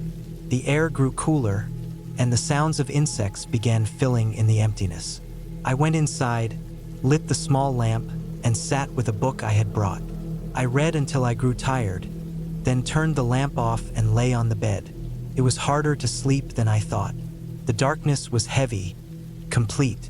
There were no streetlights, no faint glows from nearby houses, nothing. Only the faint crackling of insects outside, the occasional groan of the wooden walls, and the sound of my own breathing. I shifted in bed, trying to get comfortable, listening for anything unusual. Eventually, I drifted off. Sometime during the night, I woke up. My eyes opened to complete darkness, and for a moment I wasn't sure why I was awake. Then I realized I could hear something faint outside. At first, I thought it was an animal moving through the woods, but the sound seemed too deliberate, too slow. It was a crunch of leaves, a pause, another crunch, like footsteps. I held my breath and listened harder. The sound moved closer, then stopped. The silence that followed was worse than the sound itself. I strained my ears, waiting, my chest tight. After a long while, I heard it again, moving away this time, fading into the distance until it was gone. I stayed awake for hours, staring into the dark, listening, too afraid to move. My heart wouldn't slow down. I told myself it was probably a deer or some other animal. The woods were full of them. It didn't have to be a person. But the way it had stopped near the cabin, right outside, it seemed didn't feel right. When morning finally came, I stepped outside. The grass was wet with dew, and the woods looked normal again. Peaceful, almost harmless. I walked a slow circle around the cabin, scanning the ground. I wasn't sure what I was looking for, but I found nothing that stood out. No clear footprints, just uneven patches of grass. I tried to convince myself I had imagined the whole thing. Lack of sleep, nerves, the strange silence. Maybe my brain had played a trick on me. The day went by quietly. I walked down the trail to the lake, sat on the shore, and watched the water move slowly against the bank. I tried to relax, but I couldn't shake the feeling that someone had been out there the night before. That night, I made sure the doors and windows were locked. I kept the lamp on longer, trying to delay the moment when I had to lie in the dark. It happened again. I had just started drifting to sleep when the sound came back. Slow, steady steps through the leaves. My stomach turned to ice. This time it was clearer, closer. It circled the cabin. I could hear the soft crunch of movement behind the walls, moving slowly from one side to the next. At one point, I swore I heard breathing, faint but real, right outside my window. I stayed frozen in bed, afraid to move, afraid even to breathe too loudly. My ears strained for every sound. The steps paused for long stretches, then picked up again. I couldn't tell how long it went on, only that eventually, the silence returned. I lay there until morning, my body stiff, my mind racing. By daylight, I felt sick from the lack of sleep. I walked around the cabin again, more carefully this time, but still found nothing solid. I tried to reason with myself. Maybe it was a bear or a coyote or some other animal curious about the cabin. But I couldn't ignore how much it had sounded like a person. The rhythm of the steps, the way they paused, the way they circled, it was too human. The third night was worse. I had barely turned the lamp off when I heard it again. This time it started earlier. The steps came straight up to the cabin. I heard them near the porch, then along the wall, then under the window again. My heart was pounding so hard it hurt. Then came a sound that froze me completely. The doorknob moved. It rattled slowly, like someone was testing it. My chest tightened, my body locked. I wanted to grab something heavy, but I couldn't move. The knob twisted a few more times, then stopped. The silence stretched on. Then the steps returned, circling the cabin once more and fading into the woods. I didn't sleep at all. I sat up in bed until dawn, gripping the flashlight like a weapon, my body trembling. By morning, I knew I couldn't stay there. Something or someone was out there, and they knew I was alone. I started packing my things quickly, stuffing clothes back into my bag, gathering the food I hadn't touched. I had decided to leave, but as I was moving to load my car, I stopped.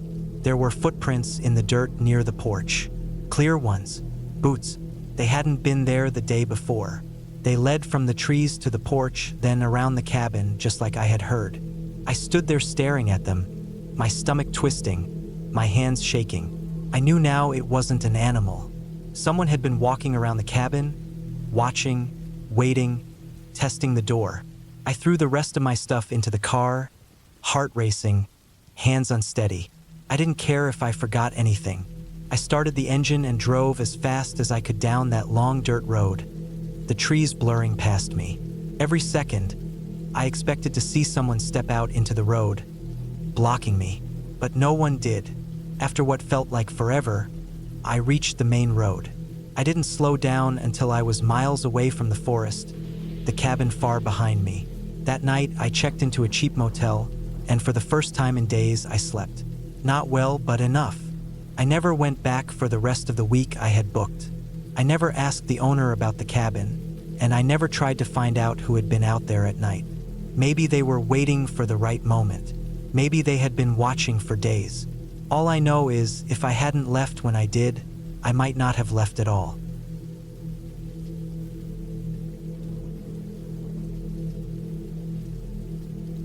I arrived at the cabin just before evening. when the light was fading but the sky still had that pale orange and blue tint stretched out above the hills. The drive had taken longer than I thought because the last half hour of it was nothing but narrow dirt road full of holes and loose gravel that made the tires slip every now and then. I had to slow down so much that it felt like I was crawling, and the trees pressed closer the deeper I went. The GPS had cut out miles back, and I was following the written directions that I had printed before leaving. If I hadn't done that, I don't think I would have found the place at all. The cabin sat at the bottom of a small valley, tucked between dense pine forest on 3 sides and an open stretch of grass that sloped down toward a creek. From the outside, it looked weathered but sturdy, built from thick logs that had darkened with time. The roof was tin, patched in a few spots with newer sheets that shone brighter when the last sunlight hit them. The windows were small, old-style panes, and there was a porch that wrapped halfway around the front. The place looked lonely and silent, but it wasn't falling apart. It was the kind of cabin you could stay in without worrying that the wind would tear it down. I parked near the porch and shut off the engine. The silence that followed was heavy. No traffic sounds, no voices, nothing but the faint rush of the creek somewhere down the slope and the distant creak of trees moving in the wind. I carried my bags inside, the wooden steps of the porch groaning under my weight. The inside was simple: a main room with a wood stove, a couple of chairs, and a small table. The kitchen was just a corner with an old counter, a sink, and a propane stove. There was one bedroom with a narrow bed and a closet, and a small bathroom that had been fitted with a water tank and a pump. Everything smelled faintly of wood smoke and dust. I had come out here to get away for a week. I thought the silence and the distance from everything would help clear my head. No phone service, no internet, no noise from cars or people. Just me and the cabin and the woods. At first, it felt exactly like I had hoped. I unpacked slowly, put things away in the kitchen, set my flashlight and lanterns where I could find them, and stacked the firewood that was piled near the door. The first night was uneventful, though I had trouble sleeping. The bed was stiff, and every sound seemed sharper in the dark. The wind in the trees outside sometimes sounded like footsteps in the grass, and when the tin roof creaked it made me tense up. I reminded myself it was normal. Old cabins make noises, and the forest is always moving. But I still woke up every hour, glancing toward the window where pale moonlight pushed in through the glass. The next morning, I made coffee on the propane stove and went outside to look around in the daylight. The valley was quiet, but I noticed faint trails through the grass leading toward the trees. Probably deer, I thought. The ground near the creek showed tracks, but I couldn't tell what kind. I spent the day exploring a bit, walking along the edge of the forest but not going too deep. The trees were thick, the kind where after 20 feet in you could hardly see the sky. I returned to the cabin in the afternoon and chopped some wood, cooked, and settled in for another quiet night. It was the second night when things started to change. I had gone to bed after reading by lantern light, and I woke up to a sound I couldn't place. It wasn't the roof creaking this time. It was softer, like something brushing against the outside wall of the cabin. At first, I thought it might be a branch in the wind, but there were no trees close enough to scrape the walls. The sound moved slowly along the side of the cabin, then stopped. I held my breath in the dark, staring toward the window. I couldn't see anything but the faint outline of trees outside, lit by moonlight. Then the sound came again, this time near the porch. A dull thud, like a footstep on the wooden boards. I sat up in bed, my pulse racing. I told myself it could be an animal, a raccoon maybe, or something larger like a deer coming too close. But the boards creaked once more, steady, deliberate. Too heavy for a raccoon, too slow for a deer. I stayed awake for an hour, listening. The noises faded after a while, and eventually I dozed off again, though it was restless sleep. In the morning, I went out to check the porch. The boards looked normal, but in the dirt near the steps there was a print. It wasn't clear, but it looked like the heel of a boot pressed into the soft ground. Not an animal. My stomach sank when I saw it. I tried to convince myself it might be old, maybe left by whoever had delivered firewood or checked on the cabin last. But the edges of the print looked fresh, not weathered or washed away by rain. That day, I couldn't focus on anything. I walked the area around the cabin, scanning the grass, the tree line, the creek. I didn't see anyone. No other footprints. No sign of people. Still, the thought stuck in my mind, heavy and constant. Someone had been here. Maybe they still were. That night, I couldn't sleep at all. I lay in bed with the lantern off, staring at the ceiling, every muscle tense. Around midnight, I heard the sound again. This time, it wasn't on the porch. It was behind the cabin. A faint scrape against the logs, then a pause. Then another scrape, like fingers or something dragging slowly. I got out of bed as quietly as I could, heart pounding. I picked up the flashlight and stood in the main room, not daring to turn it on yet.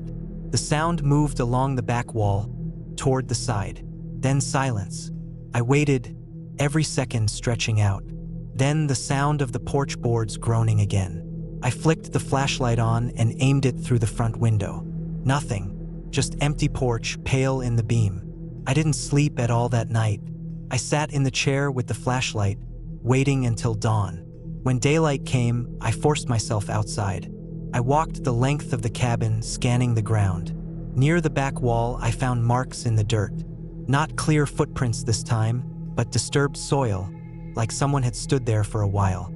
I kept telling myself it didn't make sense. Why would someone be out here, sneaking around a cabin in the middle of nowhere at night? There were no other houses for miles. No reason for anyone to be wandering this valley, unless they knew I was here. The next 2 days, I tried to stay alert. I stayed close to the cabin, avoided going into the woods. I checked the ground often, though I found nothing new. At night, I listened. Sometimes I thought I heard faint noises far off in the trees, but I couldn't be sure. Then came the 4th night. I had just lain down when I heard it again. The same creak of the porch boards. Slow, steady. My chest tightened. I sat up and gripped the flashlight, waiting. The steps moved across the porch, then stopped right outside the door. I didn't move. I didn't even breathe. The silence was so deep I could hear my own heartbeat.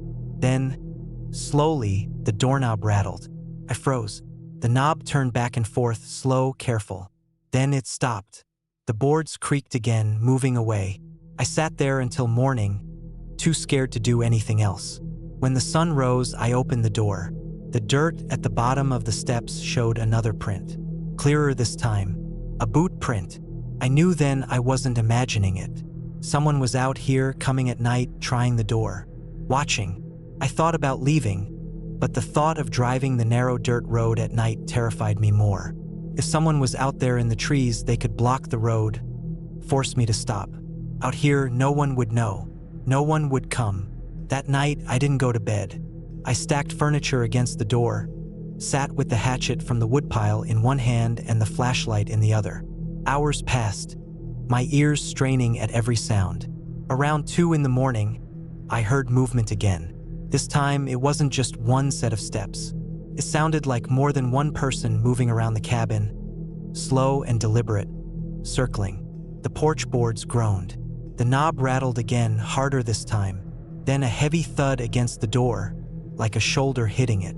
The walls seemed to press in on me. I held the hatchet tighter, my palms slick with sweat. Another thud, then silence. Minutes dragged by. Then I heard it. Footsteps moving away, fading into the trees. I didn't sleep, not even after sunrise. I waited until the light was full, then packed everything I could in minutes, shoving it into bags. I loaded the car, my hands shaking so badly I dropped the keys twice before getting them in the ignition. As I drove out, tires spinning in the loose gravel, I looked back once at the cabin. From the edge of the trees, I thought I saw movement. A figure partly hidden, standing still, watching. I didn't slow down. I didn't stop. I kept driving until I reached pavement again, and only then did I feel like I could breathe. I never went back.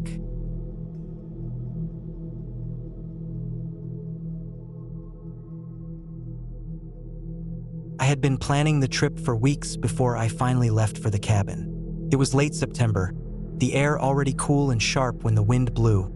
The days shorter than they had been a month ago. The trees around my town just starting to shift into yellows and reds. I had rented a small cabin up in the northern woods where I could spend a week alone. The whole idea was to get away from noise, from people, from the constant ringing of my phone and the endless distractions of town. I wanted quiet and I wanted space. The cabin had no internet, no cell service, and only a small generator for power. It was tucked miles down a narrow dirt road that wound into the forest, and when I first saw it in the photos online, it looked exactly like what I had pictured in my head. Small, weathered wood, a single porch, and a chimney rising from one side.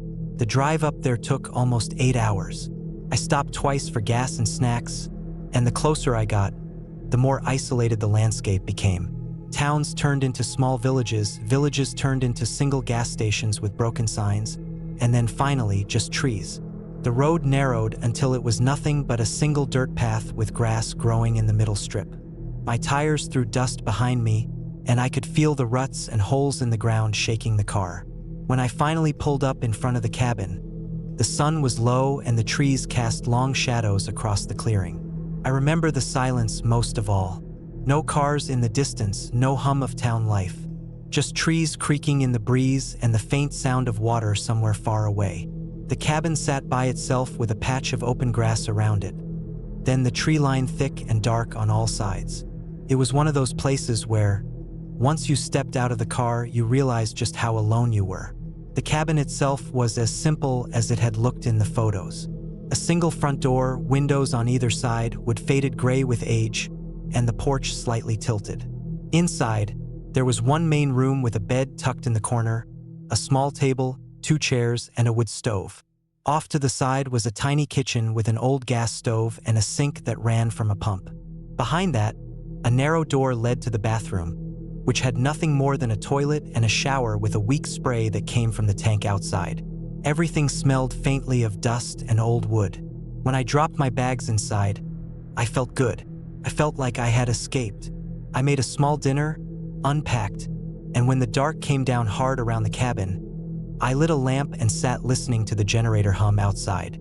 That night was the first time in years I had slept without checking my phone before bed. The first 2 days were perfect. I hiked along the narrow trail behind the cabin, I read books, I cooked simple meals, and I spent hours just sitting on the porch staring at the trees. The weather was clear, the air cold in the mornings, and warm enough in the afternoons to sit outside without a jacket. At night, the stars were brighter than I'd seen in years. But by the third night, the silence began to feel heavier. The woods looked darker once the sun was gone, the tree line pressing closer, and the generator's hum felt like the only thing keeping the world from swallowing me up. It wasn't fear exactly, not at first, just awareness. I began noticing how dark it got by 8, how the noises from the woods changed. During the day, I'd hear birds, squirrels, the rustle of small animals. At night, it was different. Heavier steps in the leaves, breaking twigs, sometimes close, sometimes farther away. I told myself it was deer or maybe raccoons, but it made me glance at the windows more than once while lying in bed. On the 4th night, the generator sputtered. I was sitting at the table reading when the light flickered, dimmed, and then came back on weakly. I thought little of it at first, but then, maybe an hour later, it went off completely. The hum outside stopped, and the cabin was swallowed in silence. The only sound left was the ticking of the cooling metal from the stove. I got up, grabbed a flashlight, and stepped outside. The cold hit me immediately.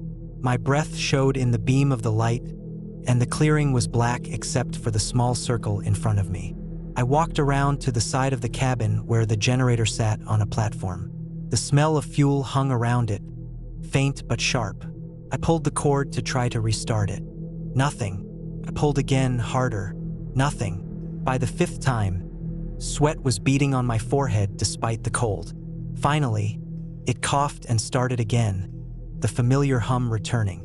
I went back inside and told myself it was fine. But that night, lying in bed, I heard something move near the wall of the cabin. At first it was faint, a scraping sound, then something heavier, like weight pressing against the outside wall.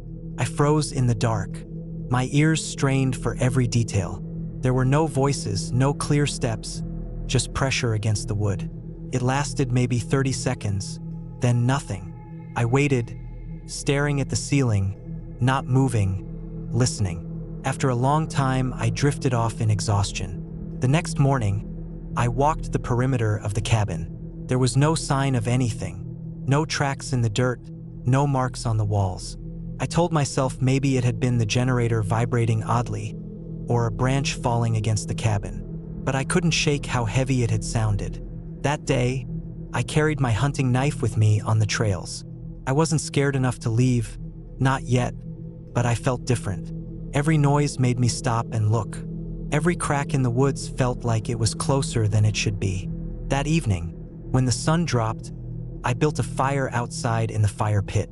I thought maybe sitting out there would calm me, make me feel less trapped inside the dark cabin. The fire burned bright, the flames popping and throwing sparks into the air.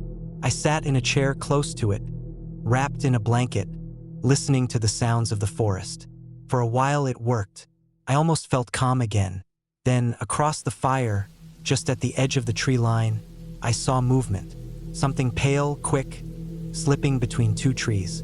My chest tightened, and I sat frozen. I waited, staring, but nothing moved again. The fire crackled, and the shadows shifted, but the space where I had seen it stayed still.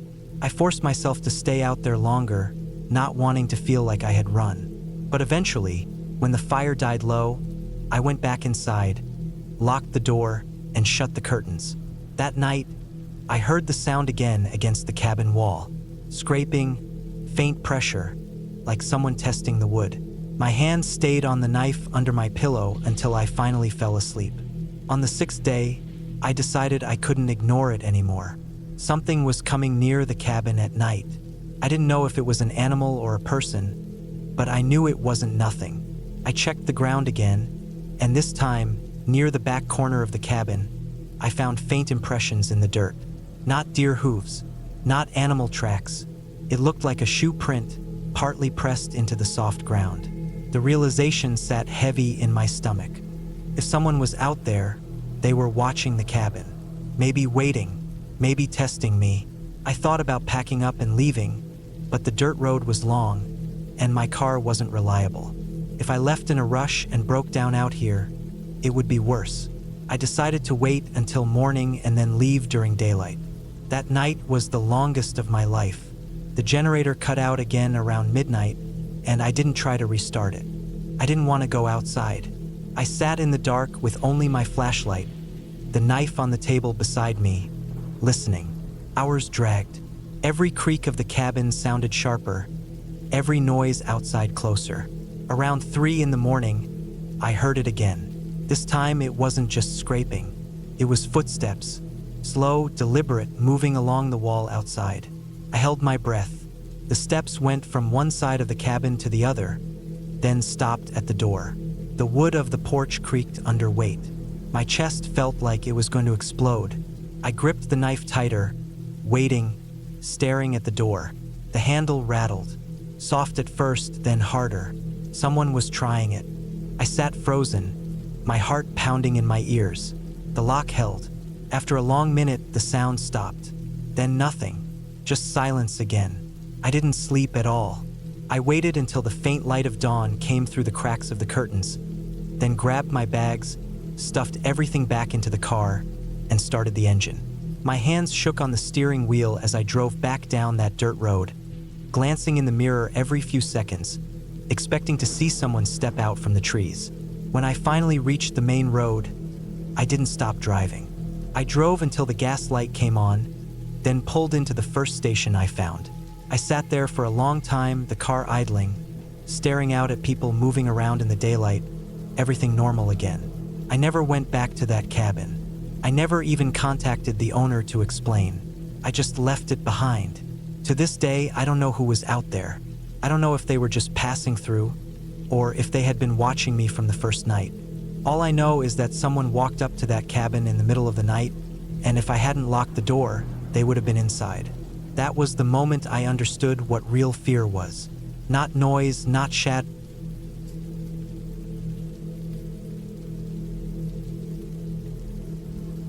I had driven up to the mountains alone for a week because I wanted quiet and space away from the city. The cabin I rented was old but solid, sitting at the end of a dirt road that wound through miles of thick forest. It had a wide porch, a wood stove, and a single bedroom. I had packed food, water, and supplies so I would not need to go back down until the week was over. My plan was simple: read, hike, cook, and rest. The first day was calm. I stacked the firewood inside, checked the locks on the doors and windows, and walked around the cabin to get used to the place. Behind it, the land dropped into a steep slope thick with pine and brush. The front opened to a clearing with a view of the ridgeline across the valley. The silence felt deep, broken only by wind in the trees and the crack of branches. At night, I cooked pasta, lit a small fire, and stretched out on the couch with a book until I grew tired. When I shut off the lights, the darkness was heavy, the kind of black that swallows everything outside the windows. The second day, I hiked a few miles down the trail that started near the cabin. I carried a small backpack with water and a knife. The woods were dense, and the trail narrowed quickly until it was more like a faint path beaten into the ground. I saw no one. By late afternoon, I came back, sweaty and tired but content. After dinner, I sat on the porch until the cold pushed me inside. That night, though, I had trouble sleeping. I kept waking up, listening to faint sounds I could not place. Sometimes it was the creak of the cabin settling, sometimes the scrape of branches. But once or twice it was sharper, like movement outside on the porch. I told myself it was animals. By the third day, I started feeling the isolation. The silence was heavier. The air felt different. I noticed things more. A shape in the tree-line, the snap of twigs, the way the breeze would stop suddenly as if something were holding still. While chopping wood, I felt eyes on me, though I saw nothing. At dusk, when I was making tea, I heard a faint thump against the wall of the cabin. I froze, waiting. Nothing followed. I went outside with a flashlight and scanned the clearing, circling the cabin once. The beam caught only trees and brush. When I came back in, I locked the door and checked every window. That night was worse. I lay in bed staring at the ceiling, every sound in the cabin echoing louder than it should have. Sometime past midnight, I heard footsteps on the porch. Slow, deliberate. I held my breath. The boards groaned under the weight. I could picture the exact pattern of the steps moving closer to the door. Then silence.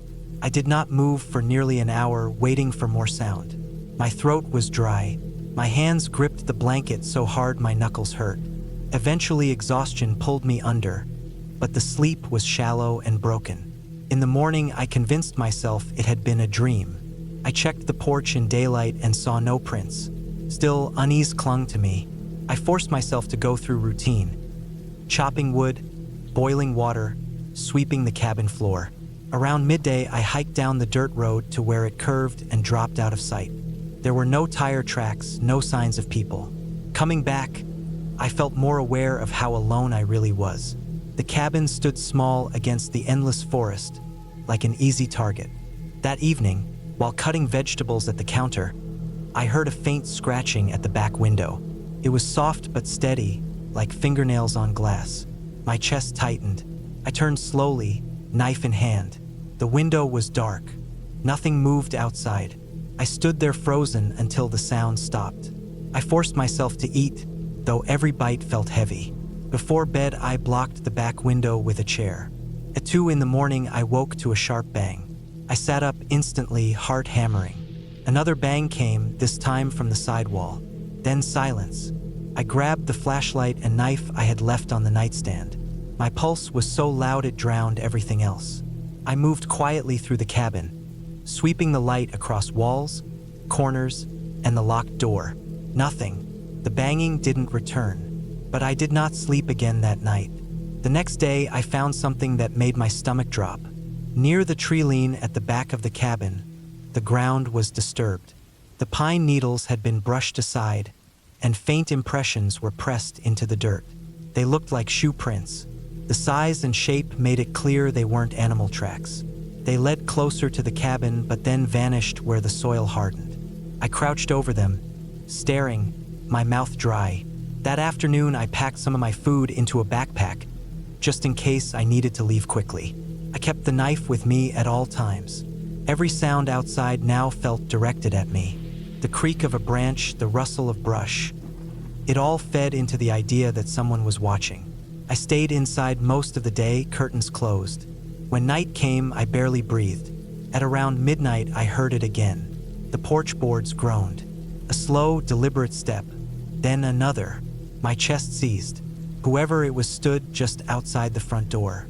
I imagined a hand testing the knob, a face peering in through the small cracks.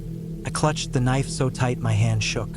Then came the sound of metal tapping lightly against the door. Once, twice, then silence. Hours passed before I moved again. At dawn, I crept onto the porch. The boards were damp with dew. At first I saw nothing. Then, near the step, I spotted a small piece of folded paper weighted under a stone. My stomach twisted. I bent slowly, hand trembling, and picked it up. The paper was blank. No writing, no markings, just a square of paper left under a stone. That day stretched on endlessly. I could not focus on anything. I paced the cabin, stared out the windows, and tried to calm the shaking in my chest. The forest felt too quiet, like it was holding its breath. I thought about leaving right then, but the road down was long, and my car was parked out in the open near the clearing. Whoever had been around could easily watch me leave. By evening, I made a plan. I decided I would stay awake through the night and wait. I stacked wood inside, kept the flashlight and knife within reach, and sat in the chair facing the front door. My body was tense, every muscle wired. Hours passed with nothing. Then, near 2 in the morning, the doorknob rattled. My heart nearly stopped. The knob turned slowly, softly, as if tested. Then it stopped. Silence pressed against the cabin. I waited, barely breathing. Minutes dragged into hours, but no more sounds came. When the first light of dawn reached through the window, I finally let myself breathe. I stepped onto the porch and scanned the clearing. The dirt near the steps showed fresh shoe prints leading toward the treeline. My fear turned to cold certainty. Someone had been trying to get in. I didn't waste time. I packed everything I could into my backpack, locked the cabin out of habit, and walked quickly to the car. My eyes darted constantly between the trees, expecting movement. The drive down the dirt road felt endless, every shadow between the pines like a figure ready to step out. Only when I reached the highway did I start to breathe again. For days after, even back in the city, I jumped at every noise. The sound of footsteps in the hallway outside my apartment made me tense. The creak of pipes at night made my heart race. I kept seeing the blank paper in my mind, the way it had been placed under the stone. Whoever had been out there hadn't spoken, hadn't written, hadn't done anything but let me know they were close. That was enough. I never went back to that cabin, and I never stayed alone in the woods again.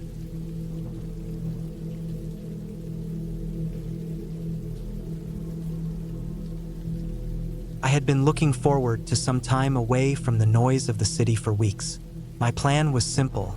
I wanted to spend a few nights at a small cabin I had rented in the woods, far away from traffic, people, and the constant sound of phones buzzing. I told myself it would be a chance to rest, to reset my head, and to get back to the basics. No negurs, no cedules, no e-mails. Just me, the trees, and quiet. At least that's what I thought when I pulled into the long dirt road that led to the cabin. The drive out, there was already something that made me uneasy. The paved road ended about 10 miles back, and then it turned into a winding gravel path that kept getting narrower and narrower. The trees leaned over the road, blocking most of the sunlight, and I had to slow down several times to avoid branches scraping my car. By the time I reached the cabin, I already felt like I had gone deeper into the woods than I expected. I hadn't passed another car in over an hour, and my phone had lost its signal about 20 minutes earlier. I told myself that was the whole point, being cut off, but there was a small knot in my stomach that I tried to ignore. The cabin itself was simple, a small wooden structure with one floor, a little porch, and a shed off to the side. It looked older than I expected, the wood dark and weathered, the roof sagging just slightly in the middle. The windows were small, and I noticed one of the shutters was barely hanging on, swaying with the breeze. Inside, it was quiet, almost too quiet, with just the faint smell of old wood and dust. The furniture was basic. A bed, a table, 2 chairs, and a wood stove in the corner. There was a small kitchen area with a sink that I knew only worked with the pump outside. The first thing I did after unloading my bag was walk the area around the cabin to get my bearings.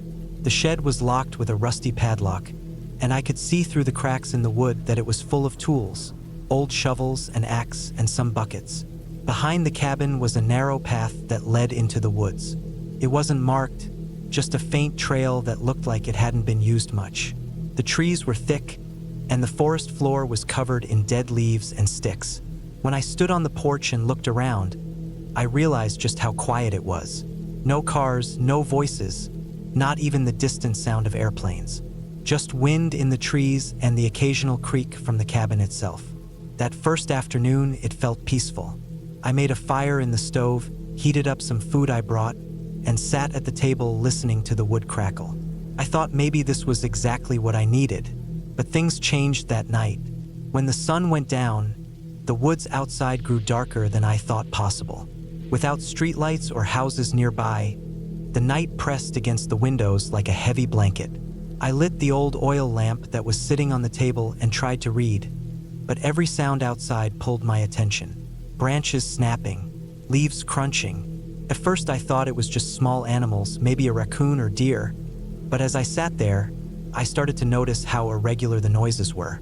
A step here, a pause, then another step. It sounded too heavy to be a rabbit or squirrel, but too slow to be a deer. I tried to brush it off, telling myself that being out here alone was making me paranoid. Still, I couldn't shake the feeling that something or someone was moving out there in the woods. Around midnight, I finally forced myself to lie down on the bed. I left the lamp burning low on the table, and for a while I just stared at the ceiling, listening. At some point, I must have fallen asleep, because the next thing I knew, I was waking up to silence and the dim light of dawn seeping through the window. That morning, I walked around the cabin again. I wanted to prove to myself that nothing was wrong, that it was all in my head. But when I stepped around the side, I froze. In the dirt near the porch, there were footprints. They weren't animal prints. They were shoes. At least 2 different sets, judging by the size. They came out of the woods, circled near the cabin, and then disappeared back into the trees. My chest tightened. I hadn't heard a car, and I hadn't seen another person since I left the paved road. The nearest town was miles away. Whoever left those prints had walked here, through the woods, and spent time close to the cabin while I was inside sleeping. I told myself maybe it was old. Maybe some hunters or hikers passed by days ago. But the dirt was soft from rain the night before, and the edges of the prints were sharp. They were fresh. For the rest of the day, I couldn't shake the tension. Every time I looked out the window, I expected to see someone standing there, watching. I tried to distract myself by chopping some wood from the pile behind the shed. But even then, I kept glancing into the trees, convinced I saw movement. By evening, I had made up my mind to leave the next morning. Felt like the smart thing to do. I wasn't in the mood for games, and the thought of being out there while strangers roamed nearby was too much. That night, I double-checked the door latch, shoved a chair under the handle, and sat by the stove with my back to the wall. Sometime in the middle of the night, I woke up again. At first, I thought it was just the stove popping, but then I heard it. A soft, deliberate crunch in the leaves outside. Then another. I held my breath and stared at the door. My skin prickled as I realized whoever it was. They were closer this time, right outside. The sound circled the cabin slowly, footsteps moving from one side to the other, stopping, then starting again. My mouth went dry. I thought about grabbing something to defend myself with, but all I had nearby was the small hatchet I used for firewood. I stayed perfectly still, listening, trying to count the steps. Then the noise stopped completely. The silence that followed was worse than the footsteps, because I didn't know if they were still out there or not. I didn't sleep the rest of the night. When the first light came, I stepped outside carefully. My stomach dropped. The footprints were everywhere now. They weren't just by the porch. They were around the windows, by the shed, even behind the cabin. Some prints overlapped as if the person or people had walked in circles, pacing around in the dark. I knew I couldn't stay. I packed my bag quickly and threw it in the car. I drove down the gravel path faster than I should have, every bump and dip shaking the car, but I didn't care. All I wanted was distance between me and that cabin. When I finally reached the paved road, I pulled over and sat there for a long time, breathing hard. I kept looking in the rearview mirror, half expecting to see someone stepping out of the trees. But the road stayed empty. I didn't go back to that cabin. I called the rental office later that week and told them I was leaving early. I didn't give them a reason, and they didn't ask. The part that still bothers me, even now, is how quiet it all was. Whoever was out there never tried to break in, never spoke, never showed themselves. They just circled night after night, waiting. And I'll never know why. That's the worst part, not knowing.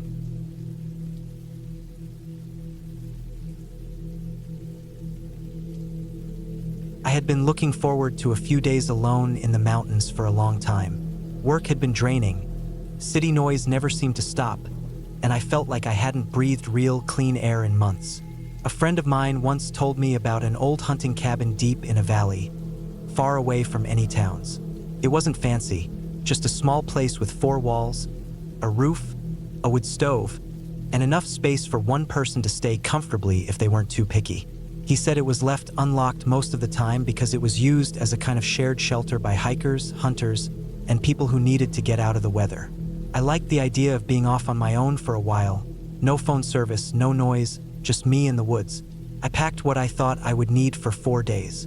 A heavy sleeping bag, a camping stove with fuel, a flashlight with extra batteries, a small axe, some rope, a water filter, a first aid kit, and enough food to last me more than the trip required. I wasn't going to rely on the cabin having supplies because you could never trust what strangers might leave behind. I carried my pack down the dirt trail that wound into the valley, moving slow under the weight. The air was cool that morning, and the forest was quiet in that deep, heavy way it can be when you're far from any roads. The kind of quiet where every snap of a twig under your boots sounds sharper than normal.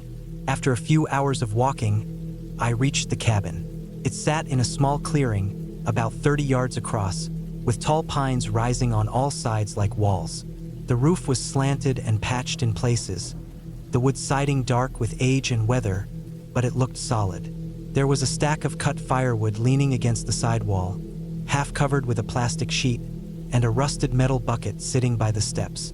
The door had no lock, just a latch, and when I pushed it open, the smell of old wood and dust came out at me. Inside there was a narrow cot against one wall, a small wood stove in the corner, and a rough wooden table with a bench. I dropped my pack and looked around carefully. The cabin felt like it hadn't been used in months.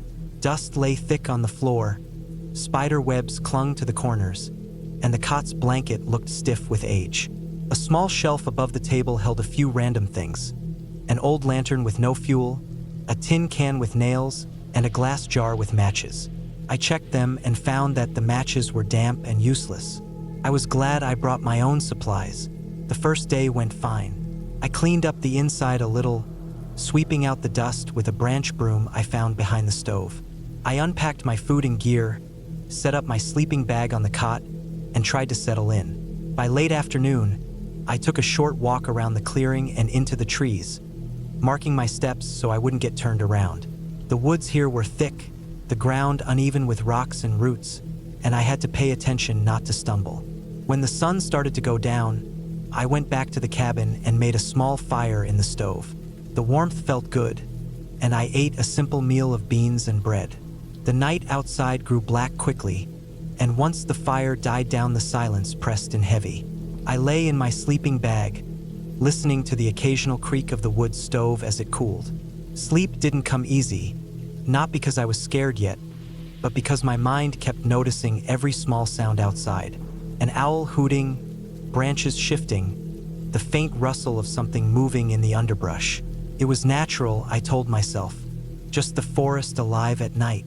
The next day, I decided to hike farther out, to see how the valley looked beyond the clearing. I followed a narrow animal trail uphill until I reached a ridge where I could see a good distance.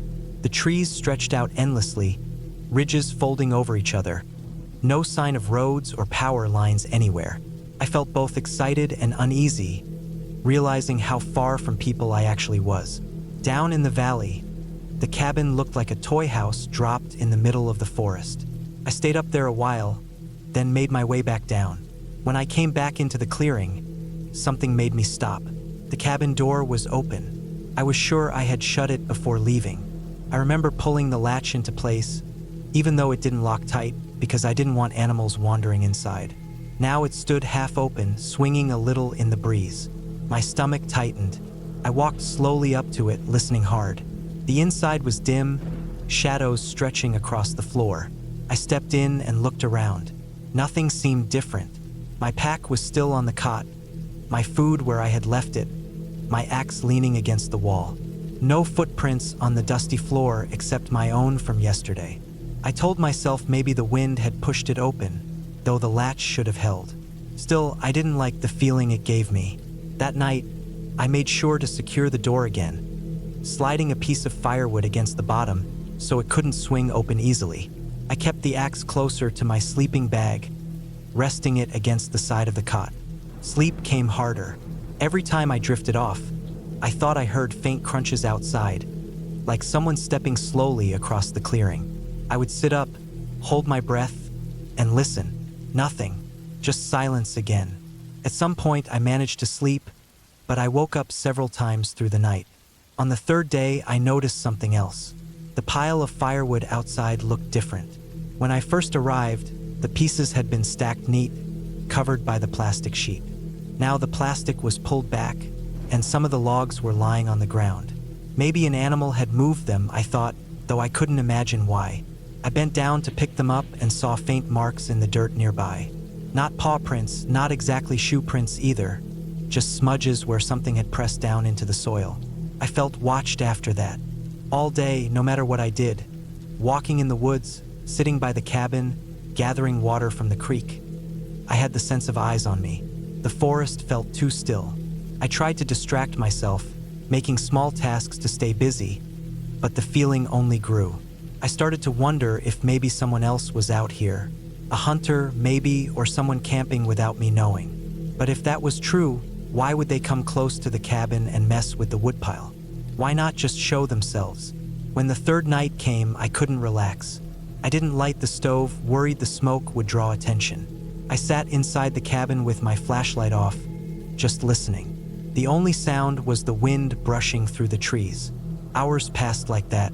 My muscles ached from sitting tense, gripping the axe. Then, close to midnight, I heard it. A long, drawn-out creak from the porch outside. The sound of weight on the wood. My chest went tight. I gripped the axe handle so hard my knuckles hurt. The sound didn't come again, but I knew it wasn't my imagination. Something or someone had stepped onto that porch.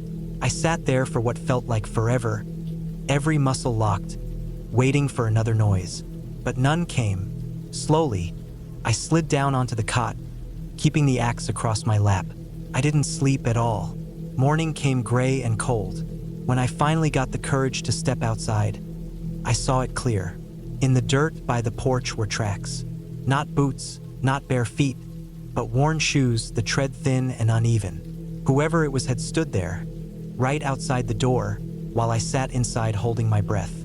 The tracks led back into the trees and disappeared. I knew then I couldn't stay another night. Whatever game was happening here, I wasn't going to be part of it. I packed fast, shoving things into my bag, not caring about neatness. I left the cabin and started back up the trail the way I had come. Every few steps, I turned around, scanning the woods, sure I would see someone behind me. The trail felt longer than before. My legs burned, my throat dry, but I didn't stop. Couple hours in, I heard movement behind me. Quick steps, then silence. I turned, but the trees were empty. My heart hammered as I pushed on faster. The weight of the pack dragged on my shoulders, but I didn't dare slow down. By late afternoon, I finally reached the gravel road where I had left my car. Relief hit me so hard I almost laughed, but then I froze. My car door was open. I know I had locked it. Inside, the glove box was hanging down, papers scattered across the seat. Nothing was stolen as far as I could tell, but someone had gone through it. I didn't wait to think. I threw my pack in the back, slammed the doors, and drove off fast, gravel spraying behind me. I didn't slow down until I was miles away, back on the highway, surrounded by traffic again. That night, when I finally got home, I unpacked my bag in the garage. At the bottom, under my sleeping bag, I found something I hadn't packed. A small strip of cloth, torn and dirty, stuffed deep into the corner. I don't know when or how it got there, but it wasn't mine. I never went back to that valley, and I never told many people about what happened. The cabin is still there, probably waiting for the next person who thinks they want to be alone in the woods.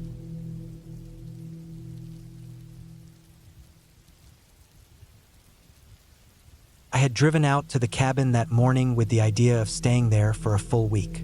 It was early fall, and the leaves were just starting to turn from green to yellow and orange. The air was crisp and cold, and every time I got out of the truck, I could see my breath.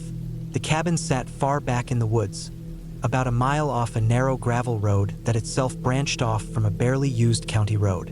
Once I passed the last mailbox on that county road, I did not see another sign of human life. No other cabins, no power lines, no lights in the distance, nothing.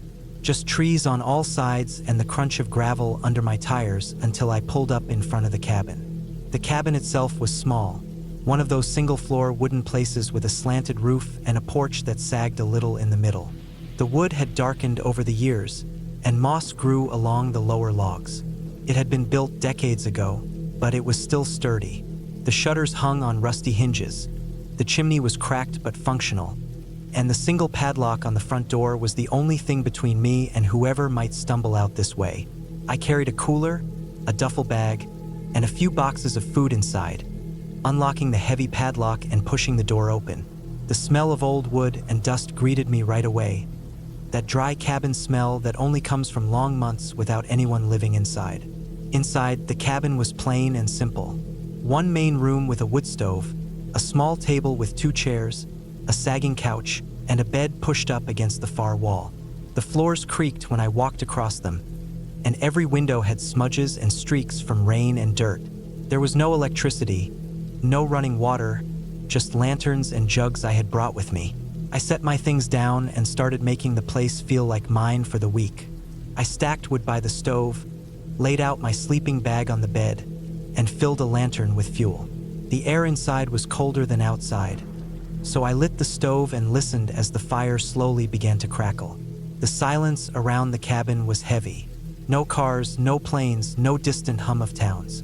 Just the sound of wind moving through the trees, the occasional call of a crow, and the ticking sound of the wood stove heating up. At first, it felt peaceful, but the longer I sat there, the more I realized how alone I was. If anything happened, if I hurt myself, if someone came out here, there would be no one to hear me. My phone had no service as soon as I drove down the gravel road. I was cut off completely. I tried to settle in. I made coffee on a small camping stove, walked out to the edge of the property where the trees thinned out and the ground dropped down toward a creek, and breathed in the cold air. For the first few hours, everything felt calm. I kept telling myself this was exactly what I wanted. Quiet, time away, no distractions. But there was an edge to that silence that I couldn't shake. Every twig that snapped in the woods sounded sharper than it should. Every gust of wind against the cabin walls made me look up from whatever I was doing. As the day went on, I noticed something that unsettled me. About 50 yards out from the cabin, past the trees where the ground dipped toward the creek, there were boot prints in the dirt. They were faint, not fresh, but clear enough to tell that someone had been there. The ground wasn't muddy, but it had been soft enough in spots to hold the tread of a boot. I crouched down and studied them, and what bothered me most was that they weren't mine. They looked a few days old, and they circled near the creek, then went back toward the trees. There was no reason for anyone to be out here. This was private property, and the gravel road that led to the cabin wasn't marked. You'd have to know where you were going to even find this place. Still, I told myself it was nothing. Hunters, maybe. Someone passing through. I tried to forget about it. By late afternoon, the sky had already started to darken. I made myself dinner on the stove, ate by the fire, and tried to read a book I had brought with me. But my eyes kept going back to the windows. The cabin only had 3 windows, one facing the porch and two facing the woods, but they felt like exposed openings. From inside, I could only see my own reflection against the glass once the sun went down. But from outside, anyone could see me moving inside with the lanterns glowing. That thought started to get under my skin. I pulled the curtains shut, though they were thin and didn't cover much. When night finally fell, it was complete. The woods outside turned into a solid wall of black. No streetlights, no moonlight cutting through the trees, just pitch dark pressing against the windows and the sound of the wind. I added more wood to the stove, then sat on the couch and tried to ignore the feeling of being watched. I kept reminding myself that I had locked the door, that I was alone, that there was nothing to worry about. But my heart still beat faster every time the cabin creaked or the fire shifted. Sometime around midnight, as I was lying on the bed trying to fall asleep, I heard a sound. It was faint at first, almost like the rustle of leaves, but sharper. Then it came again, closer. The sound of footsteps on the porch. Slow, deliberate steps, the wood planks creaking under weight. I froze. My heart pounded so hard I thought it would shake the bed.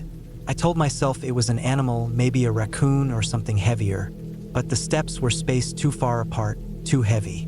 They moved from one end of the porch to the other, pausing near the door. I held my breath and listened, every muscle in my body tense. The doorknob rattled. Just once, a soft metallic clink as if someone was testing it. The padlock outside kept it secure, but the sound chilled me. Whoever was out there was not an animal. They were trying the door. I stayed completely still. I didn't move, didn't breathe too loud, just listened as the steps slowly shifted again. They moved toward the window facing the woods. I could hear the crunch of boots on the ground now, slow steps circling the cabin. I lay there in the bed with my eyes wide open, staring at the ceiling, every second stretching out longer than it should. The footsteps circled once, then faded into the woods. I didn't sleep that night. I stayed awake, gripping the handle of the hatchet I had brought to split wood. Every few minutes, I would strain my ears, convinced I heard something moving outside. But nothing came back. Eventually, the sky turned gray with morning, and the woods came back to life with bird calls. When I finally worked up the nerve to step outside, the porch boards showed clear signs. Mud smears from boots, fresh ones, not more than a few hours old. They had walked right up to the door and around the cabin. I felt my stomach twist. I didn't imagine it. Someone had been there. I spent the whole next day on edge. I debated leaving right then, packing up and driving out. But part of me thought maybe it was just some stranger passing through. Maybe someone curious. Maybe they wouldn't come back. I tried to convince myself of that. I chopped more firewood, kept the hatchet close, and stayed alert. Every sound in the woods made me stop what I was doing and listen. By the second night, I was a wreck. I ate dinner early and locked myself inside before the sun even set. I placed the hatchet on the table beside me, along with a kitchen knife from my bag. I sat in the chair facing the door, lantern lit, listening to the fire. Hours passed.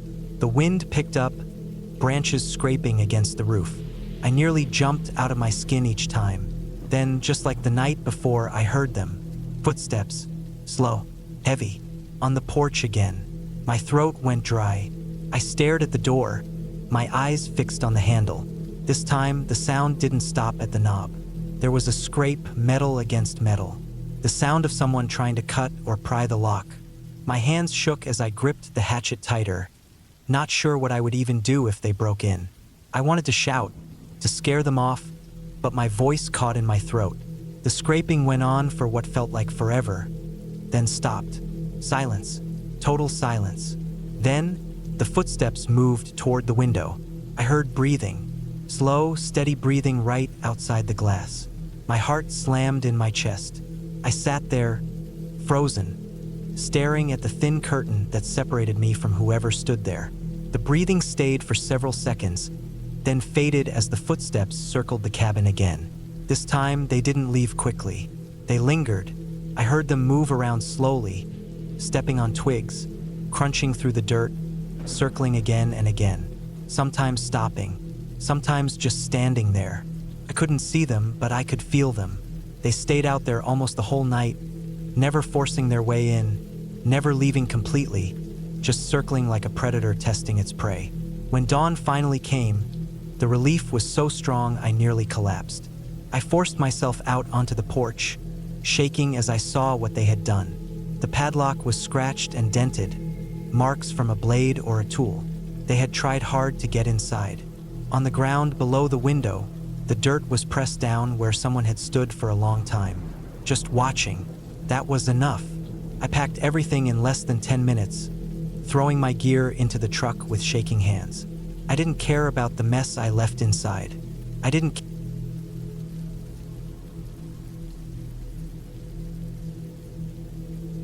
had been driving for hours before I finally reached the small dirt road that led toward the old cabin. The trip had started early in the morning, and now the sun was already dropping lower, stretching out the trees' shadows across the road. I had planned to spend a few days alone, away from noise and people, away from the busy streets and constant traffic. The cabin was old, built decades ago, sitting near a lake deep in the woods. It wasn't much to look at, but it had 4 walls, a roof, a fireplace, and a bed. That was enough for me. The road was rough, filled with rocks and dips. My car bounced as I made my way down, leaves scraping the sides, branches tapping the windows. I was careful not to go too fast, since I knew there would be no help if the car got stuck. The forest on both sides looked heavy and endless, with tall trees packed so close together that the ground beneath them looked dark even though the sun was still up. There was no sign of people, no houses, no power lines. Just me, the car, and the trees. When I reached the cabin, I parked in the open dirt patch in front of it. The cabin was smaller than I remembered from the photos online. The wood was old, gray, and cracked in places. The roof sagged a little in the middle. The porch creaked when I stepped on it, and a few nails stuck out from the boards. But it was quiet. No cars, no people, not even the hum of electricity. Just wind through the trees and the faint sound of water moving in the lake behind the cabin. I carried my bags inside. The air was stale, filled with the smell of old wood and dust. The floor creaked under my boots. There was one main room with a small table, a bed pushed against the wall, and a stone fireplace. A few shelves stood near the window, holding old pans, mugs, and jars. A rusty lantern hung from a hook. There was no electricity, no running water, no bathroom. Just the basics. I opened the windows to let in some air. Outside, the forest pressed close, the branches nearly touching the cabin. The lake shimmered through the trees, still and calm, with the sun reflecting on it. I dropped my bags on the bed and sat down for a moment, listening. It was quiet, but not empty. I could hear the forest breathing, the faint rustle of leaves, the snap of a branch somewhere far off. As the sun began to lower, I gathered some wood from the pile stacked by the cabin and lit a fire in the fireplace. The flames crackled, sending out warmth that filled the room. I cooked a simple meal on a small camping stove I had brought. As I ate, I thought about how quiet it was compared to the city. No voices, no engines, no music, just fire and trees. When it grew dark, I lit a lantern. The cabin filled with a dim yellow glow. The woods outside turned black, pressing against the windows. The sound of crickets rose up, and every once in a while I heard something moving through the leaves. Maybe a deer, maybe something smaller. I tried not to think about it. That first night, I lay in bed staring at the ceiling, listening. The cabin creaked as it settled. Branches scratched against the roof. Every now and then, I heard a sound that was harder to place, like a faint thump from somewhere outside. My body was tired, but my mind stayed alert. It was always like that the first night in a new place. Sometime in the middle of the night, I woke up suddenly. The fire had burned low, just glowing coals now. The lantern was out. The cabin was nearly pitch black, with only a faint line of moonlight coming through the window. I wasn't sure what had woken me, but I felt a heaviness in my chest, like something was wrong. I lay still, listening. There it was again, a sound outside. Slow, steady steps on the leaves. They weren't close, not right against the cabin, but not far either. They moved with weight, not like a rabbit or a raccoon. I held my breath. The steps moved around the cabin, slow, dragging. They stopped for a long moment. Then they moved again toward the back near the lake. I stayed still until my chest hurt from holding in my breath. When the sounds faded, I let it out slowly, my ears still straining for anything else. But the woods went quiet again, only the faint sound of water lapping at the lake. I didn't sleep much after that. My mind kept circling the sound. Could have been an animal, a deer maybe, or something bigger. But the way the steps had sounded, slow, steady, almost measured, it had felt different, like something moving with purpose. When morning came, I stepped outside. The air was cold and damp. I walked around the cabin, scanning the ground. The dirt was soft from rain a few days before, so it held marks well. I saw a few animal tracks near the trees, but then, closer to the cabin, I froze. There were footprints, human footprints. They weren't mine. These were wider, heavier, pressed deep into the soil. They came from the woods, circled the cabin slowly, and then headed back toward the lake. My stomach tightened as I followed them. They led straight to the water's edge, then vanished. I stood there for a long time, staring at the lake. The water was calm, reflecting the morning light, but my thoughts kept circling. Someone had been out here last night. Someone had walked around the cabin while I was inside, lying in the dark. I backed away and returned to the cabin. My hands felt cold even though the sun was up. I kept looking at the trees, expecting to see someone standing there, watching, but there was nothing, just leaves moving in the wind. The rest of that day, I tried to push the thought away. I fished in the lake, chopped more wood, tried to keep myself busy. But every time I glanced at the trees, I felt watched. I didn't see anyone, but the feeling never left.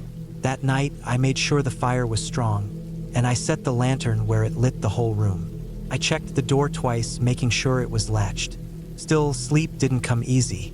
Every sound outside felt louder than it should have. Sometime after midnight, I woke again. My throat was dry, so I sat up to drink some water. That's when I noticed it. The lantern was out. I knew I had filled it with oil. I knew it should have lasted through the night. But it was dark, completely dark, except for the faint glow of the fire's coals. And then I heard it, the sound of the door latch moving.